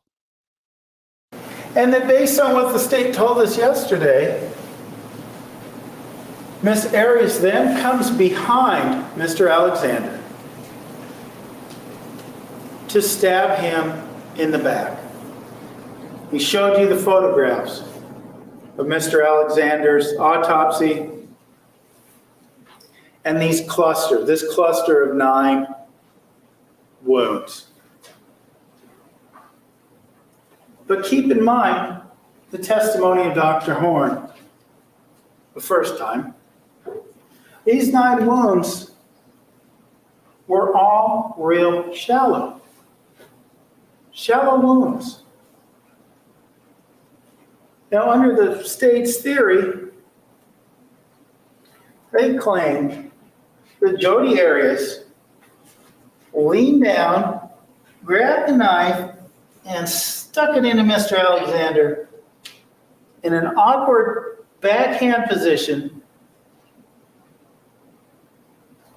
and was able to penetrate his chest and damage his heart and go deep wound, right? But when she's standing up with her full force and Mr. Alexander is standing over there, that all she could succeed in doing is making these very shallow wounds. All her strength, right? She's standing up. Yet she can't make the kind of damage she did when that he supposedly did. He's sitting in the shower. That doesn't make any sense, does it? Keep in mind as well, the theory goes that she was out to slit his throat. Well, there he is, right? Bent over the counter, bleeding out his chest, according to the state. Jodi has this knife still in her hand. Why wouldn't she just come behind him and cut him? Instead, we have these not superficial, but we have these shallow stab wounds. Why would she do that? It doesn't make any sense. The other thing is, it doesn't make any sense. Again, going back to the gun. At this point, I think he's just trying to seed She has doubt this in gun, some way, right? shape, or form. But she has stabbed this trying to guy. keep her out of the Somehow death he has penalty. gotten past her, So and he's standing at the sink. the bar is Again, it makes very little sense how he could get up with this wound, get past her, and get to the scene.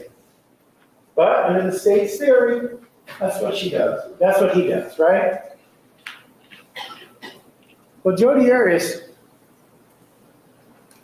if you believe the state, had a gun at the ready. Did she shoot him there when he was standing over this thing? He dropped right there? No. We know that from the crime scene photographs. We know that at a particular point in time that he walked down the hallway and you saw all the blood and all the chaos going down that hallway and all throughout the bathroom. And we saw yesterday the blood smear on the hall.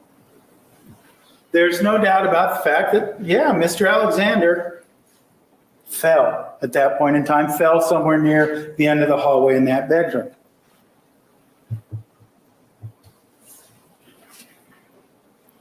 But how did he get there?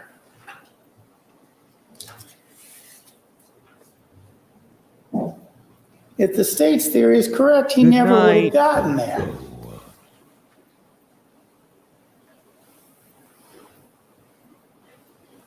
If the state's theory is correct, he never would have gotten there. Because Jodi Arias had the implements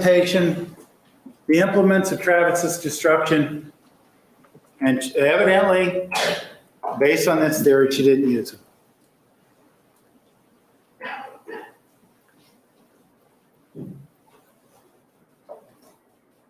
None of what the state has said to you as it relates to what happened that day, apart from a few very specific things, makes sense.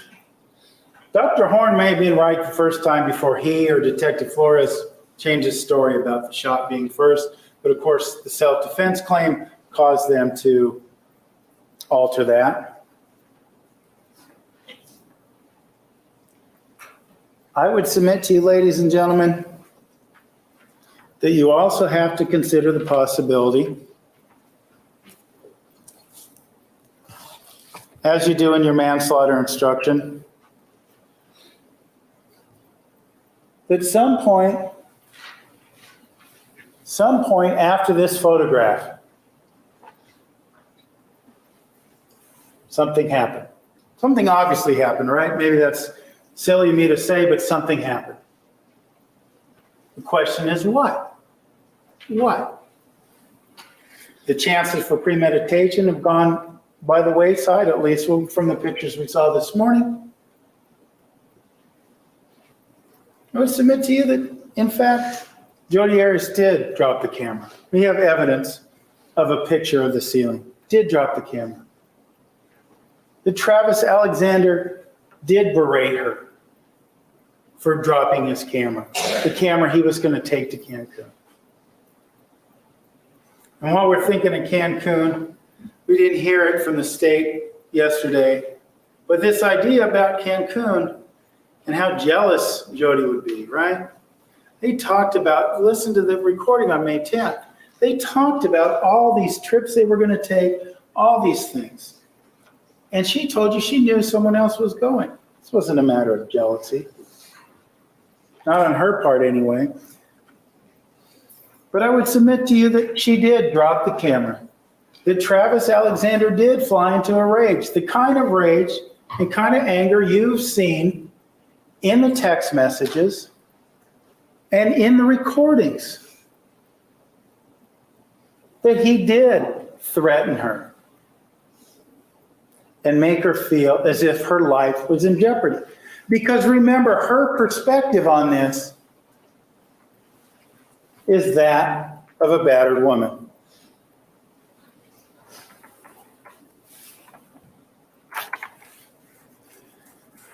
But ladies and gentlemen, there's no doubt about the fact. One of the things Elsa Violette said was that sometimes when a battered woman is attacked and they're defending their life, they don't know when to stop. Travis Alexander's body was stabbed 27 times.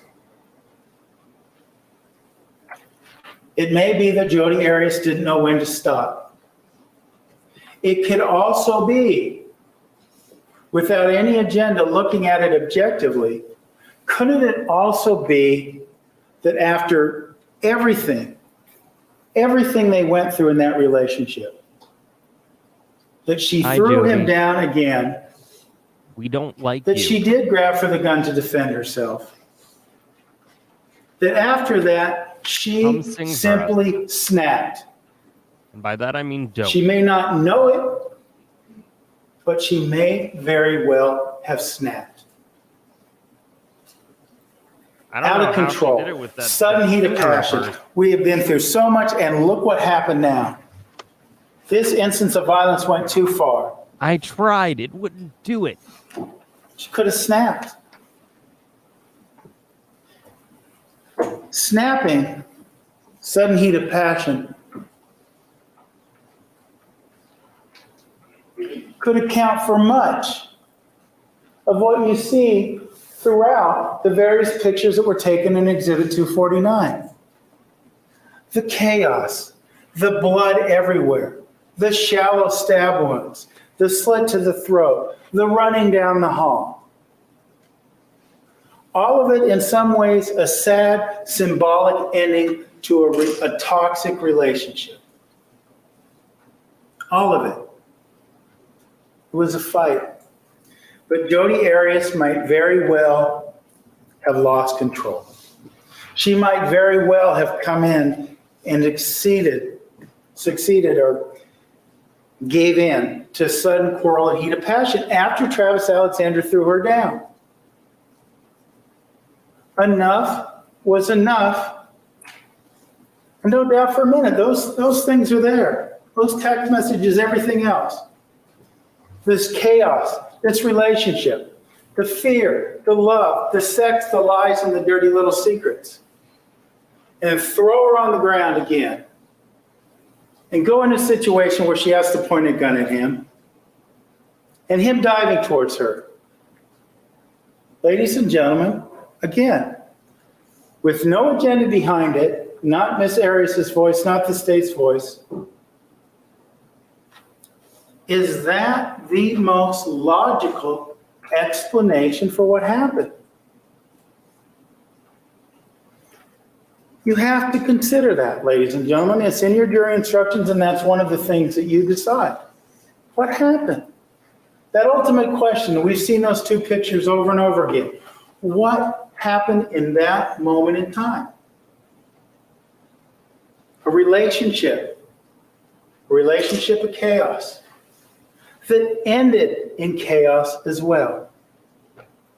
There is nothing about what happened on June 4th in that bathroom that looks planned. Nothing. You bring a gun, and instead you stab. You have his back to you with a gun and a knife, and you don't do anything. If it was planned, wouldn't you? So we talked about this morning. This idea about something happening. Something did happen in this moment of time. And the point of this, I think, is what this evidence shows you is that either what happened is that Jodi Arias defended herself and didn't know when to stop, or she gave in to a sudden heat of passion from a fight that began up in that bathroom. And that what she did, him willingly. she did under that sudden heat of passion. Demonstrative of that is this idea, she doesn't remember any of it. So what I'm saying to you, ladies and gentlemen, is ultimately, if Miss Arias is guilty of any crime at all, it is the crime of manslaughter and nothing more.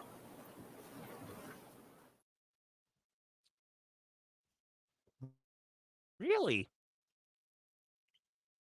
Prosecution's rebuttal. Defendant and all counsel. Mr. Martinez. Defendant. When the law is on your side, you argue the law. When the facts are on your side, you argue the facts. But when nothing is on your side, you just argue. And that's what you had.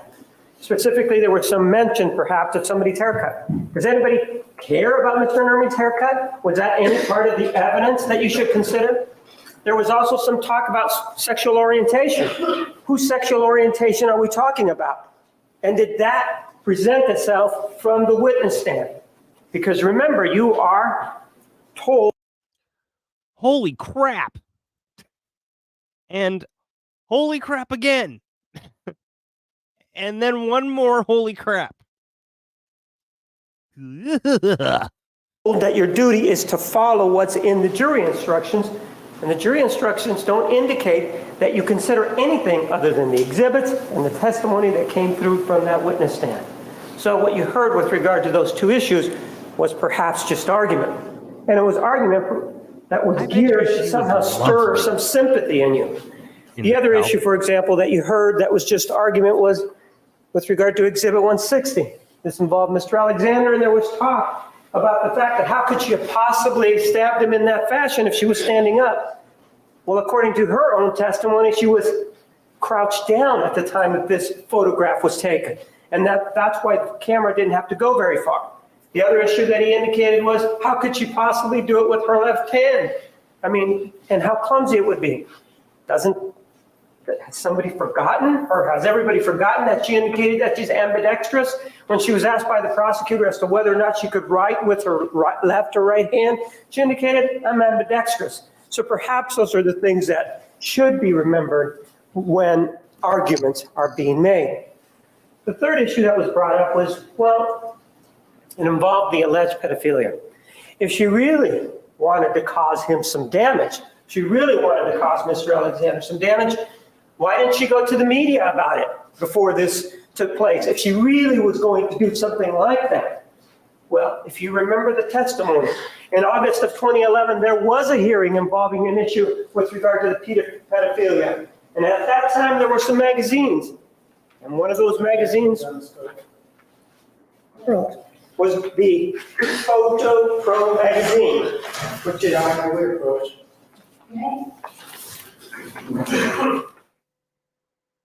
You may continue. Maybe to do somebody's argument, you'll forget about Exhibit 465, which is the Photo Pro magazine. Remember, she's such an avid person who knows all about cameras, an individual who's very interested in that. And in anticipation of that hearing, well, with regard to Exhibit 468, which is an evidence,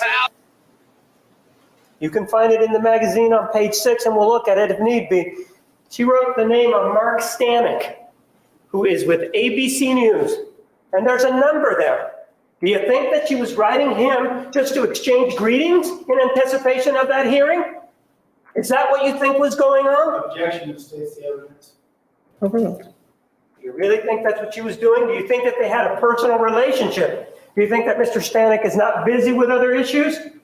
No, she contacted him in anticipation of that hearing because she wanted. And this states the evidence. Can we approach? I'll sustain that objection. This defendant contacted him for a reason. Objection, arguing facts not in evidence. Sustained. You do Move see, to strike, Your Honor. The jury will disregard. you do see his name there, don't you? And you do see a number there.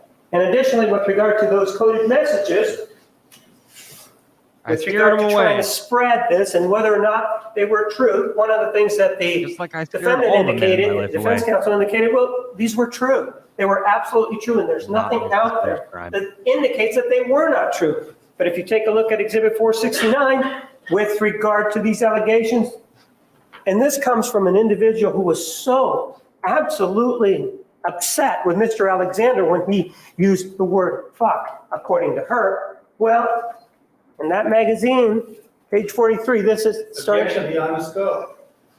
Overruled. Page 43, she writes, you fucked up. What you told my. This states the evidence, Your Honor. Sustained. No, sustained. You sustained it? Or Approach. with regard to these magazines, you will remember that the testimony with regard to these magazines, they were taken from the defendant. That they were in her possession. They were Exhibit 465. Shows that they were her magazines. They have her name on there, her address on there, and she was in possession of them. And she was in possession of them shortly before this hearing involving an aspect of this pedophilia allegation. And this defendant, at some point when she was having a visitor by the name of Ann Campbell, if you remember, during cross-examination, had these two magazines, this one and the Star magazine.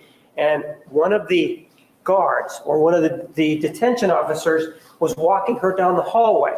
And as she was walking her down the hallway, the defendant indicated to her, and this was shortly before this hearing involving an aspect of this pedophilia, indicated to this detention officer, or requested from this detention officer, that she be allowed to give this magazine, which is the Photo Pro magazine, exhibit number 465, along with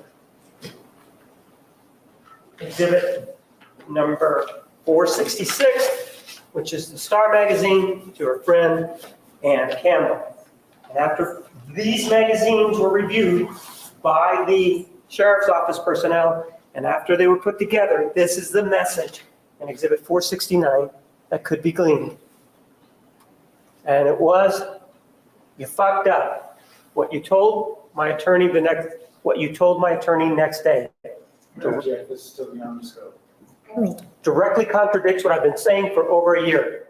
Get down here ASAP and see me before you talk to them again and before you testify so that we can fix this. Interview was excellent, must talk ASAP. And if there's more writing to be looked at, you can take a look at the January 24th, 2008 entry of her journal, in which she indicates that nothing noteworthy has happened when it refers to the pedophilia allegation. So yes, she was very much engaged or using this pedophilia allegation. The other issue that was raised was, well, with regard to the can of gasoline that was purchased at the Walmart in Salinas, California. One of the things that was advanced to you as part of their argument, because it is just argument, was that she did purchase this 5-gallon can of gasoline, but that she returned it. If you remember on cross-examination, one of the questions that was asked of the defendant, did you return it to that same Walmart in Salinas? And her answer was yes. Objection is characterized as testimony. Overruled. The jury is directed to recall the evidence. Immediately after that, the prosecutor asked her, would it surprise you if I told you that they had no record of that gas ever being returned to that Walmart? And her answer was, yes, it would surprise me because they gave me a refund of that. So, Overruled again. The jury is directed to the testimony. so she knew, or she told you specifically, that it was that same Walmart that where she purchased the gas can that she actually returned it. Additionally, if you take a look at the Walmart receipt, exhibit number 237.008, there's no markings on it. There is no indications whatsoever that it was ever touched by a Walmart employee. There's no indication that, for whatever reason, maybe the heavens created the one and only exception for her, that the employee would not put a notation on there that there had been a refund. That absolutely would not have happened.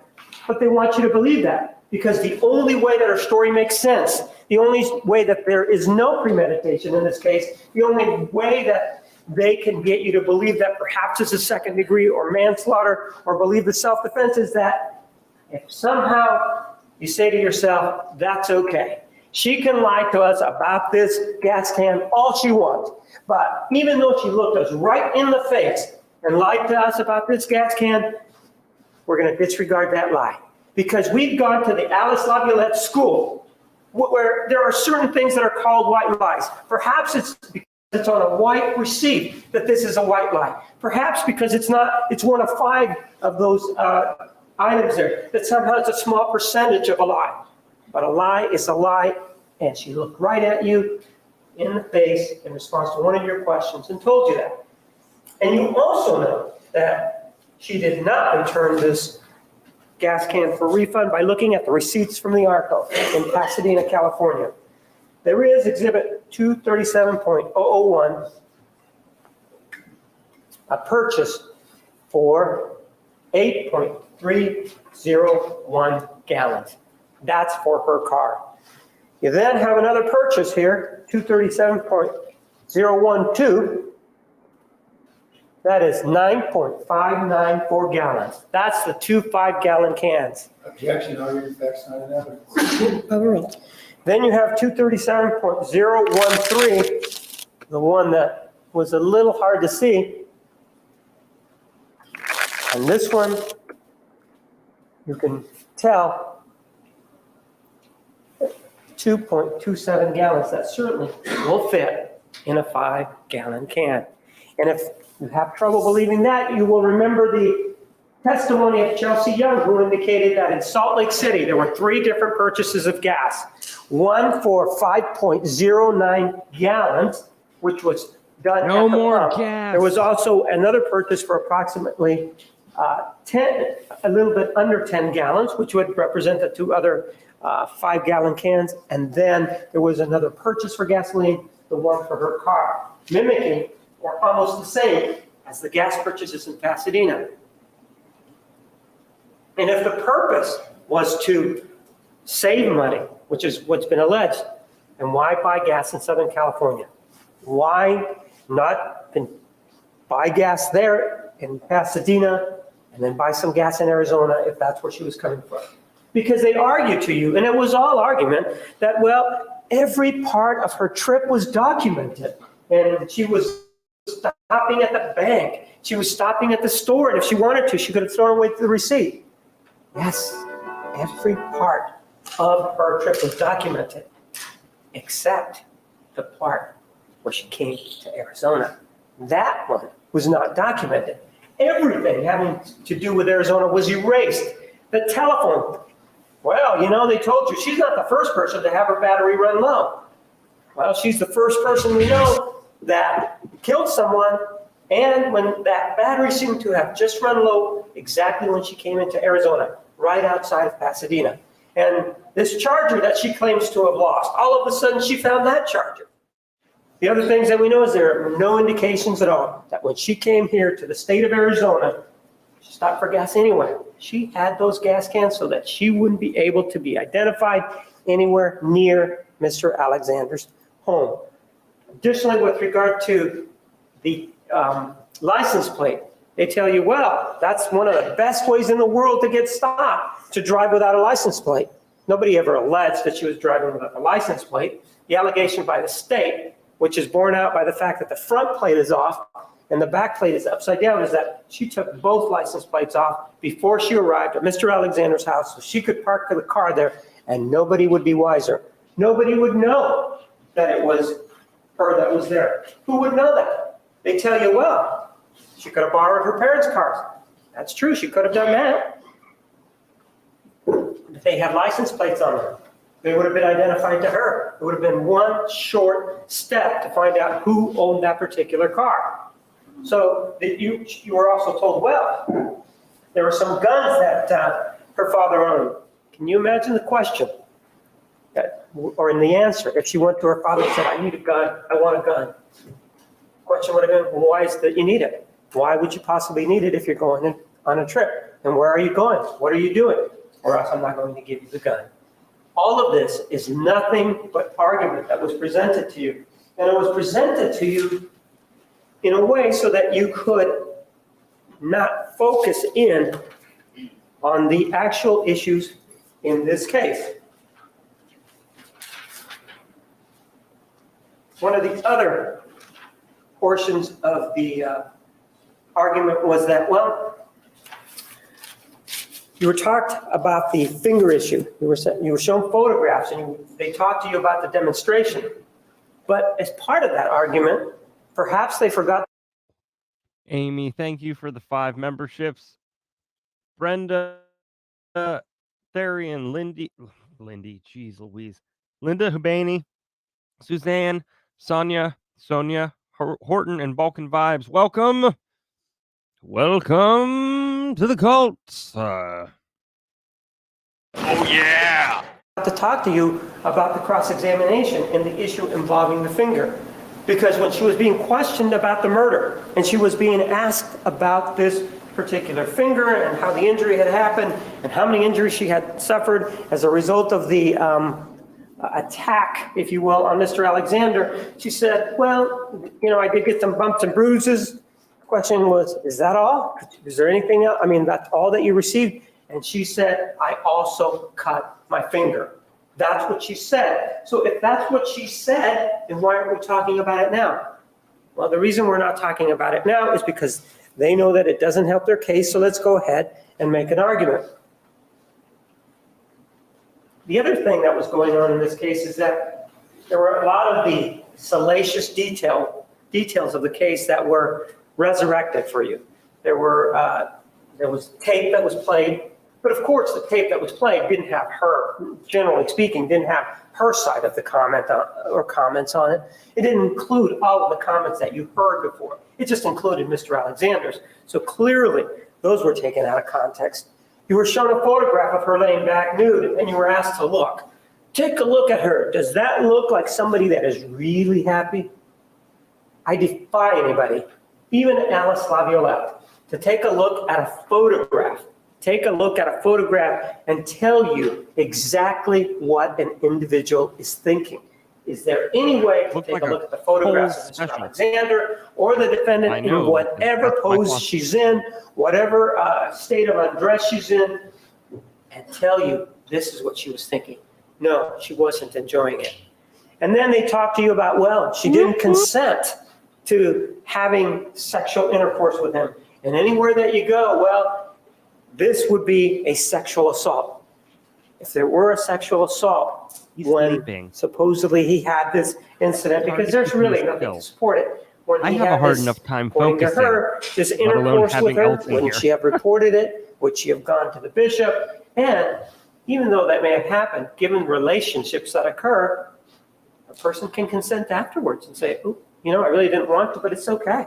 There's never any indication that stopped them. Overruled. There's never any indication that afterwards it didn't happen. And in fact, she talked in great detail on May 10th of 2008 when they were having that conversation about how much she liked that sort of activity. She talked about how she was asleep and he was doing something to her, the lower portion of her body, and how she enjoyed being woken up that way. Well, isn't it the same thing that happened when supposedly she was asleep and he was having sexual intercourse with her? But that's not something that fits within their, if you will, spin on things, and so they make an argument on it.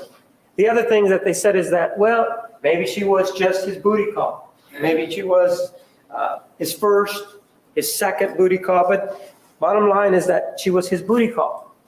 Why don't they talk about the May 26, 2008 instant messaging where Mr. Alexander indicated something to the contrary.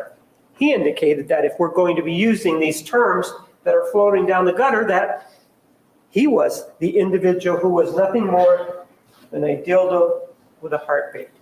And that it appears that whenever the defendant wanted anything, she would use her sexuality, and he was acknowledging it, that, yeah, I'm your booty call. So whose booty call is it? Is it hers or is it his? But they don't want you to think about that. They don't want you to talk about that because, again, it's easier to just go ahead and make the argument.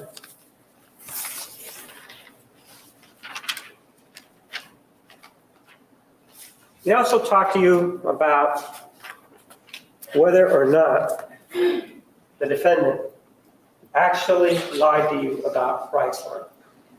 And we have an exhibit here, 523, that they showed you. Amy, thank you again for another 5. Mary And then Kay. you do see that on Daddy 6/9 Girl, Deirdre Hobbs, 2008, Carol there's a C. charge of Mammy, $233.97 Mella. to Budget Rent-A-Car, Carmela? Ready, California. Mella, welcome. And if you take a look at Thanks, Amy. throughout this whole document, it indicates the merchants that are receiving the payments. The payments for which this defendant contracted for. These are the activities that she engaged in. Just like the journals. What they want you to do is, and they make the argument is, don't believe what's written there. You need to apply the law of attraction to these documents, don't you know? Or maybe you need to go back when you go in the jury room and actually sit down to a viewing of The Secret, because it appears that that is what's going to provide you with the ability to be able to read these documents that are being presented. And when this document says, for example, that Land the plane one. we have on 6/20, there's a Sacramento County Airport. And then you also have the, let me find it, on 6/16 for $246.99. Priceline.com Air. And it tells you that the name of the merchant for that was Priceline. And the significance of that is not that she flew down here. The significance of that is that when that service is used, they know it. There is no indication that between the 9th, 6/9, and 6/16, which is a week time difference, there's no indication that between that week, that Priceline somehow changed their billing practices. That's what they want you to believe. It just so happens that during that time, Priceline decided to do things differently when it came to billing the merchants and how it was that they handled things. See, you can rent a car according to their theory and have it go through budget, but if it's an airline ticket within the same time, well, then they follow a totally different procedure.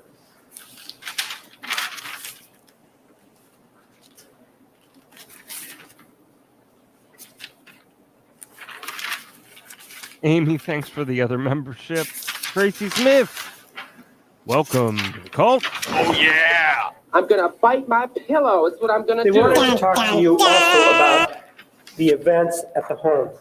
And they indicated to you that they wanted you to use your common sense. They indicated that they wanted you to consider the voice of reason. And they asked you that over and over again. And that voice of reason, the way they presented it to you, was the defendant's version of events. So when the argument was made, as to the voice of reason, it was nothing more than the defendant's version of events.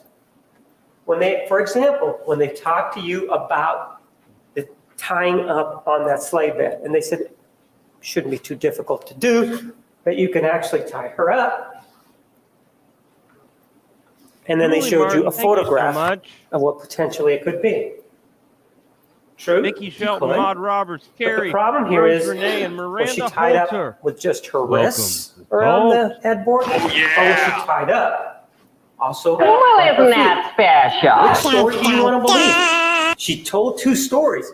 It always goes back to that one issue. There's more than one story that she gave. So Happy which birthday. one are you going to decide? Happy birthday to you. Happy birthday to you. Happy birthday, majestic unicorn. Happy birthday to you. And many more. Decide to believe. Is it going to be that she had both her feet tied or her ankles tied? Or are you going to decide that it was just her ankles? Is it just her hands? That's the problem with what they are presenting to you. And then they also showed you photographs, for example, of the stairs and how there was this picture of this, what appeared to be, to them, a piece of the rope. Go with exhibit number 269. That was on the stairs. That one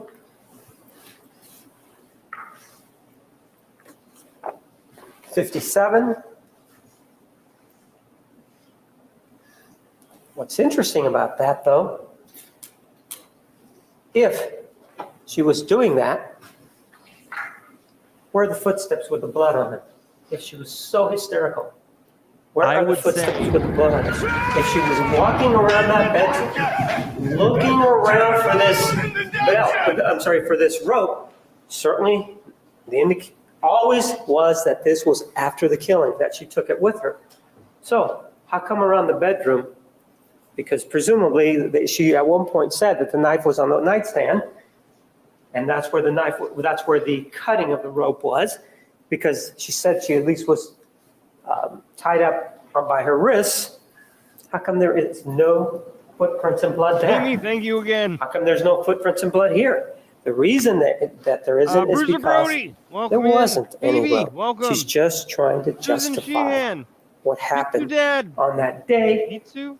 in order to I allow know for how a to knife to pronounce be that. present so How's that Richard? it makes her story Welcome to the palatable cult. to you. Ali Again, B you have to gifted a have this membership. extra step. You have to Maddie have Ice sort of a Gravy code Train. in order to understand what Maddie? she's saying, Maddie. in order to understand what she is writing. Welcome to the cult. Stupid idiot.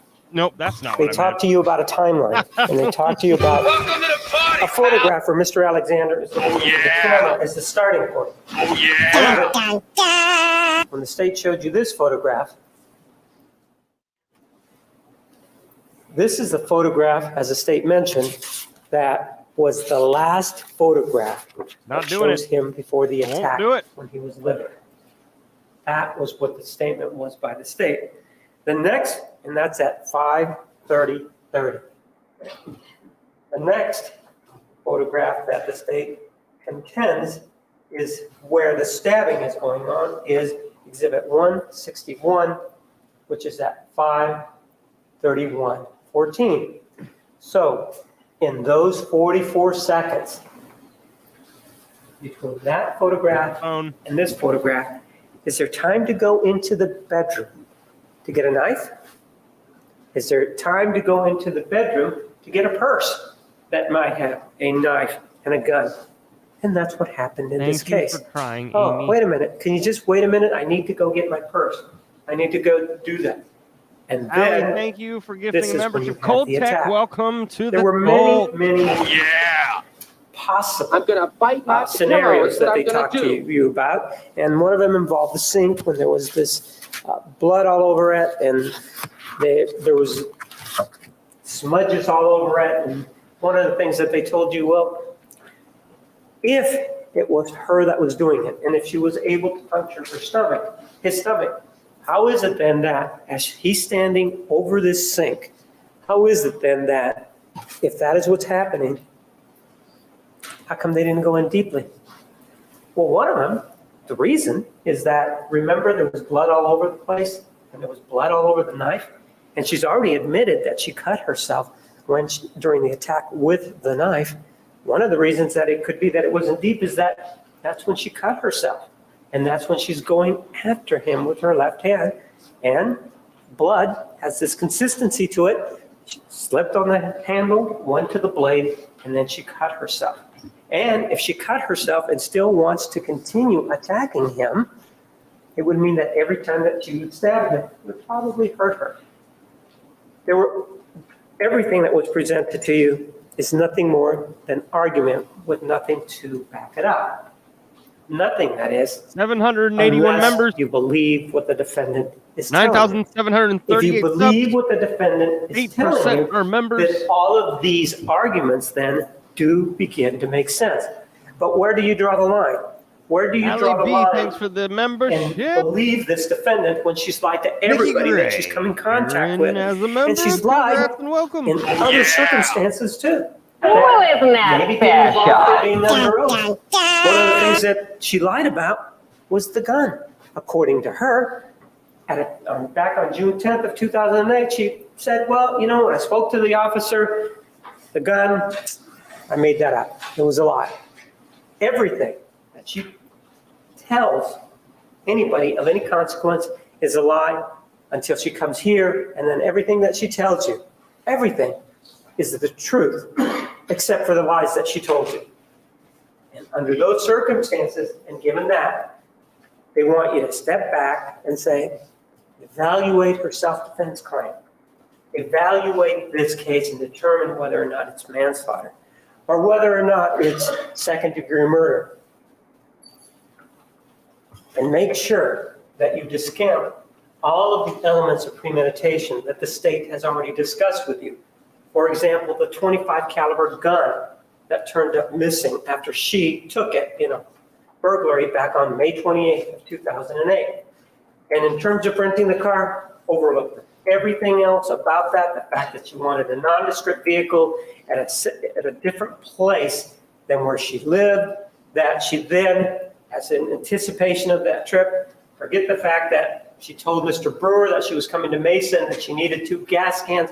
Forget all of that. Forget the fact that in Salinas she bought another gas can and she lied to you about that because that doesn't fit within her scheme, if you will. Then I'm missing things. You all are amazing. Primarily for your care of somebody who you'd like to be a member. Amy, thank you for the 5 memberships. Marco Verta, Taylor, Chris G, Chazzy H, Nalani Dlam. Hold on. Nalani Dlamini. I hope I said that right. Welcome to the cult. Lady in Gray, thank you for gifting a membership. Abe, are you chilling in here and not saying anything? Welcome to the cult. Welcome back to the cult. I appreciate you all. Thank you for being here. Dave, I wish that I could pinpoint memberships. I really do. They don't let us do that for probably so many reasons. But yeah, I wish I could, but I can't. Yeah, it's random. It really is. And I think tonight proves that it's random. Woof. And forget the fact that when she gets to Pasadena, she fills up those 3 gas cans. And forget the fact that she told you this story about these skateboarders because that doesn't fit within the story, but just go with the story that she told you. Forget all of that. All of that is just bad coincidences, as well as the fact that her phone somehow magically is not on during the time that she's here in Arizona. You would need to ignore all of that in order to find that there wasn't premeditation. Additionally, the jury instruction with regard to premeditation is much more clear than that and much more specific than that. It tells you that. Amy just gifted 10 more memberships. Amy, come on now. Thank you. Sheesh. That's how I feel. Carlene, Breezy One Baby, Amanda Ray, Kathy Bilodeau, Lady in... Nope. Hold on. Christine Kingsbury, Miss Behaven, Emily Suzanne, Mary Smith, Courtney. Oh my goodness. Oh my goodness. Teresa asking the questions. The hard questions. The hard questions. Welcome to the call, everybody. Oh, yeah. Oh, yeah. I'm gonna bite my pillow. It's what I'm gonna do. Good grief. You are on a mission, Amy. Good grief. We're on a mission from God. Bruise her. I bet she does. I bet she does. I don't think you guys are unlucky. I think YouTube has a terrible algorithm. I want to stay. They don't pay attention until you insult them. And I'm not going to insult them. For now.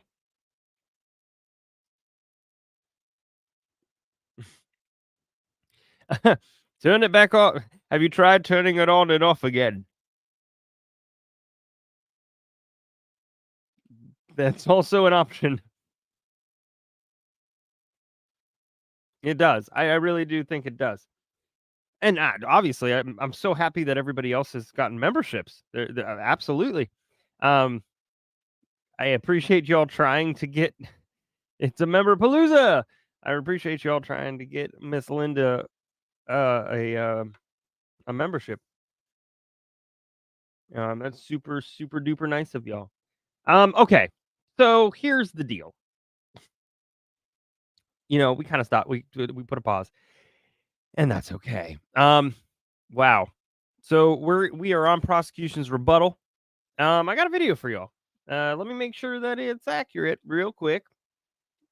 I made this in a grand I made this in a grand total of I don't know, just a few minutes.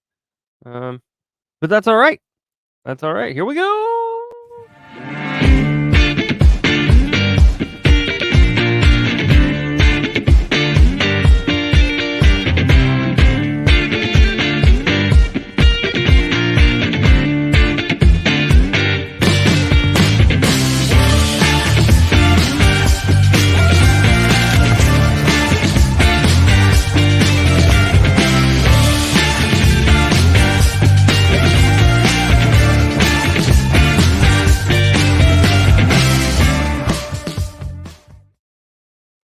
Whoa, whoa, I hit that and whoa.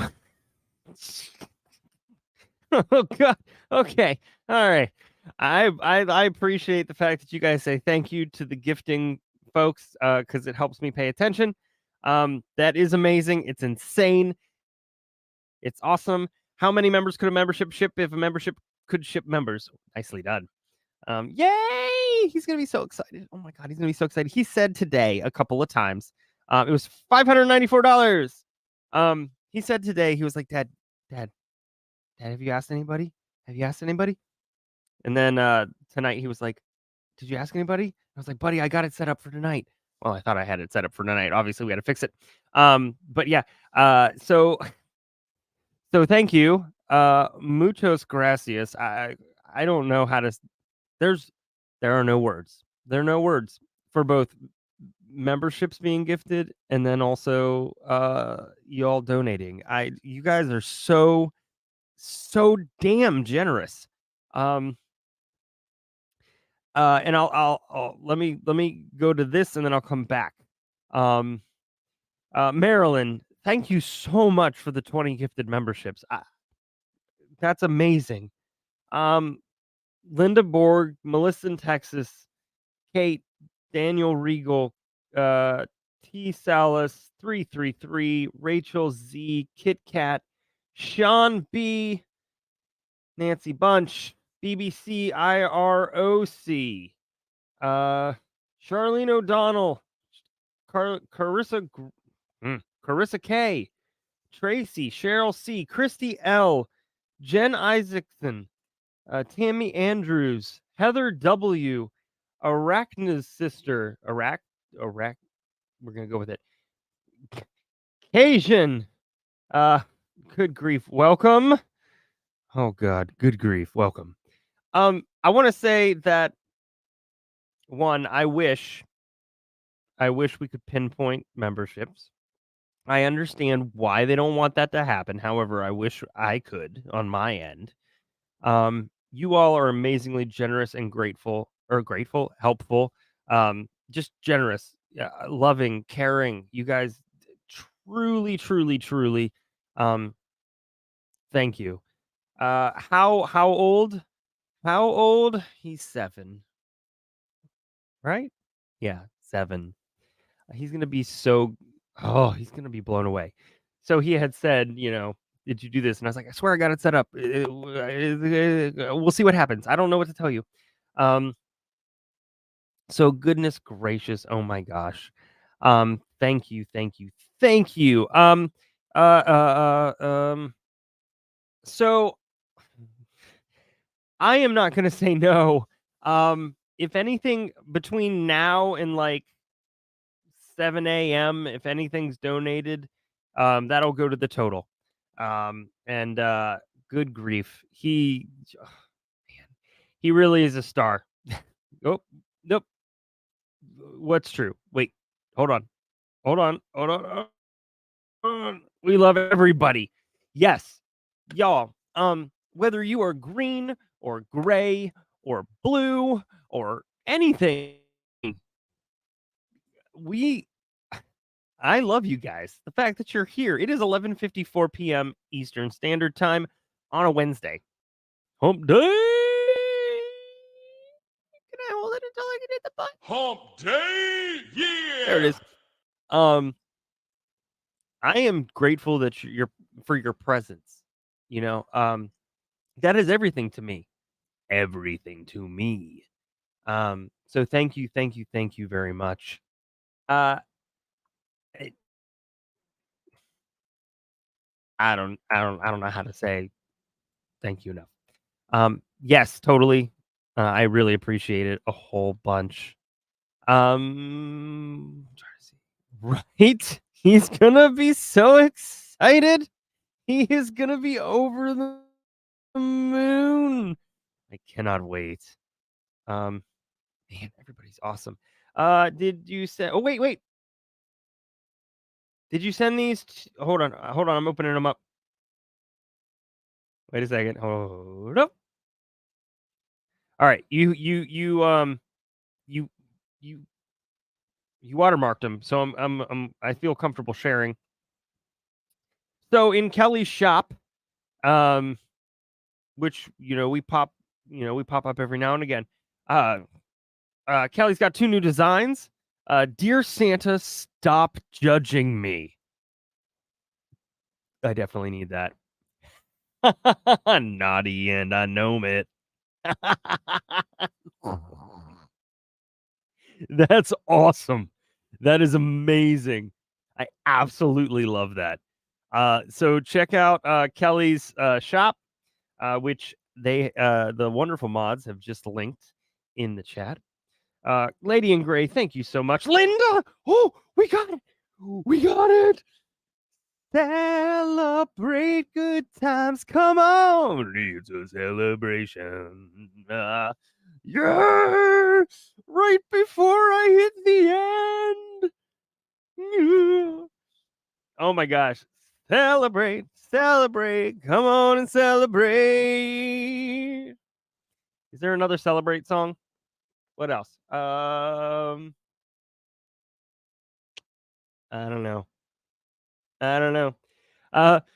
But yeah, YouTube, fix your algorithm. Because if you say one thing and a different thing's happening, well, fix it. So, again, to summarize, she's nearly $600. That's just phenomenal. My brain just. Also, your generosity is unmatched, unrivaled. There is nobody like this community, whether it's day court or night court. Then there's nobody like the 13th jurors. Truly. For the karaoke to continue. Oh my gosh. I don't have another song that I wouldn't get flagged up for, which kind of stinks. One day we'll do a talent night.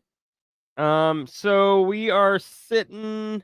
Somebody asked about memberships, or subs. We're sitting at 9,738. I'm pulling out the calculator. 262 away, which means that you should have to sub to be gifted a membership, but it's making it seem like that's not the case. I don't know. At this point, I don't know what YouTube's doing. Not quite sure. You guys are so awesome. I love the whole you all as well. Wait, hold on. I see a hold on. Wait, hold on. What am I holding on to? Nobody can math this late. Not one person can math this late. Hold on. I'm holding on. Hold on, baby, hold on. 'Cause it's closer than you think when you're standing on the brink. Hold on, baby, hold on. I sing for 35 cents, y'all. I sing for 35 cents.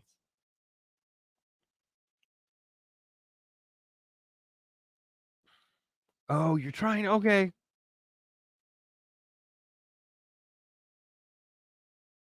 You guys are awesome.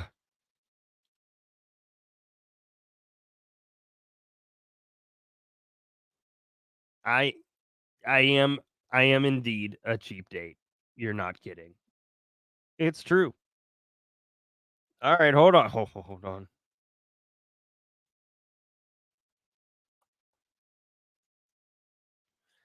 Wait for it.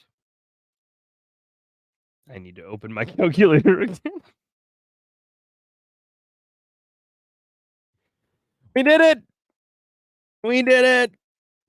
Y'all, we did it. Boom. We done hit. Well, hold on. Cashette, thank you so much for the super chat. Good grief. Thank you guys so much. What's the total now? The total is I literally just added it and didn't write it down, so I forgot already.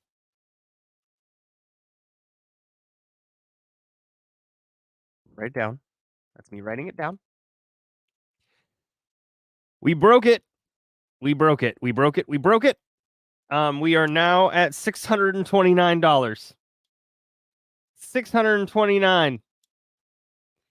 That's awesome. Oh my gosh. I don't y'all.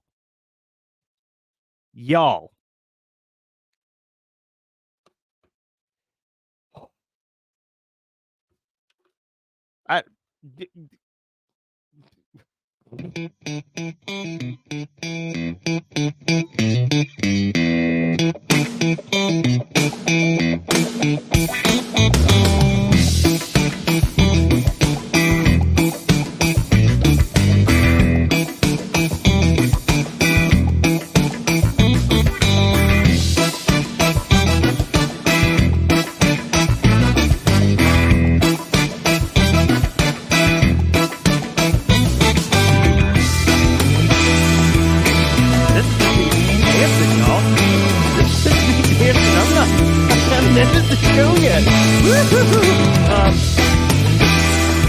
for the sake of the mods, we are gonna end. We're gonna end. You guys are. Oh wait, look again. I've heard. Look again. Hold on. Cry. Oh jeez.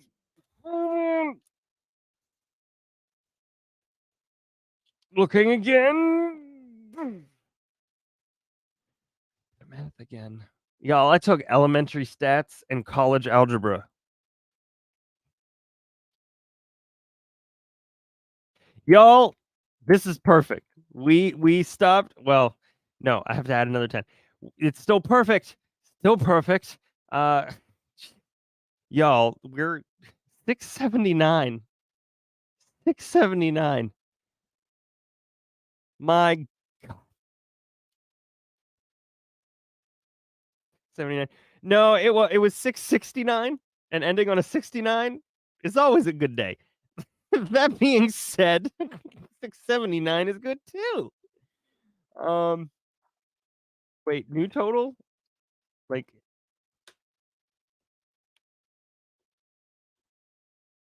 684.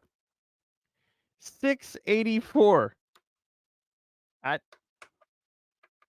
I will make sure that I screenshot the donation so you guys know that all of that went to him. I know you guys I think there's a trust there, but I also want to make sure that you all know that that's where it went. I don't kid around. Like that for sure. My brain has exploded. You guys have truly, I mean, it's not that you hadn't already blown me away. That sounds suggestive in phrasing. But it'd be good if I could actually tighten this. Okay. But oh my gosh. Just his school. They're going to be like, "Hey, can you do this every time?" Yeah, I'm going to record what I'm going to do is I'll record a video, but I'll separate the audio from the video. Because I really I'm trying really, really hard to keep them okay.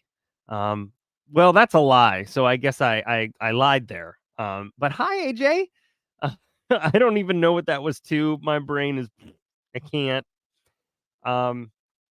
Yeah, y'all are awesome. I started this. It's changed again. I started this stream. There is no expectation. There's no expectation. There's appreciation, but no expectation. You guys did it. You did it. You did it. You did it. Currently $709. Y'all. Thank you. I'm not asking anything of anybody for any more times ever. Wait, Allie, you sent something the other way. Hold on. Dead. Email should tell me. The fact that you even put up with me looking at this. I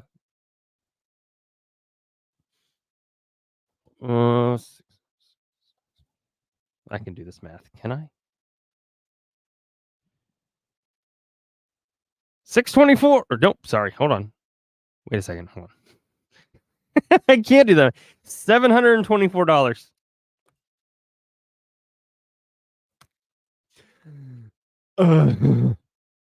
Yeah, that doesn't happen very often. That does not happen. You can ask Mrs. Bruise Crime. That never happens. All right. Okay, it is 12:06. Our mods need to go to bed. I am tomorrow, if I'm able to, tomorrow night. I am going to try and record another sidebar. I have been wanting to record this sidebar forever.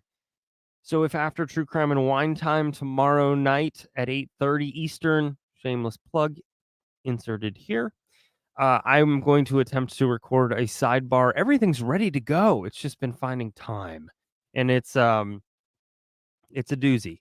And so once I have the writer researcher Shireen listen to it, I will schedule it for Friday, so you guys have something before night court. But thank you so much. I don't know what else to say. Danke schön. Yep. All right. So before I forget, I don't want to forget. Oh God, night court's adjourned. I am speechless. Thank you. As I always close out with, and I mean it every single time with every fiber of my being, please take care of yourselves and take care of your friends and family. Don't forget to smile. As Pantoufle says, don't let anybody dull your sparkle. And shine on, you bright, brilliant, dazzling diamonds. Thank you. I said this in the past. This is the best community ever. Even without the total. You guys are the best community ever. You're supportive and loving and caring. And Brandon and I could not ask for more at all. You guys have a wonderful night. Morning. And I will see you on the flip side. Bye, everybody.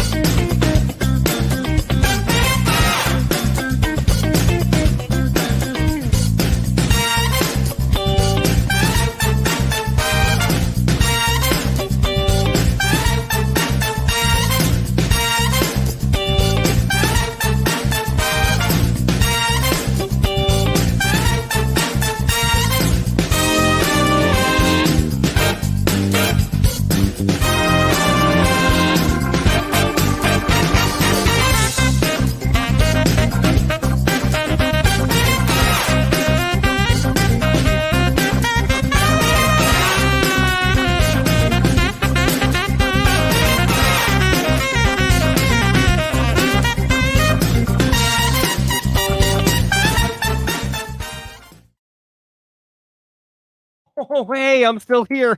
Hi, everybody. If you're still here, can you please turn off the light and no, you know what? You guys go. I got it. You've done enough tonight.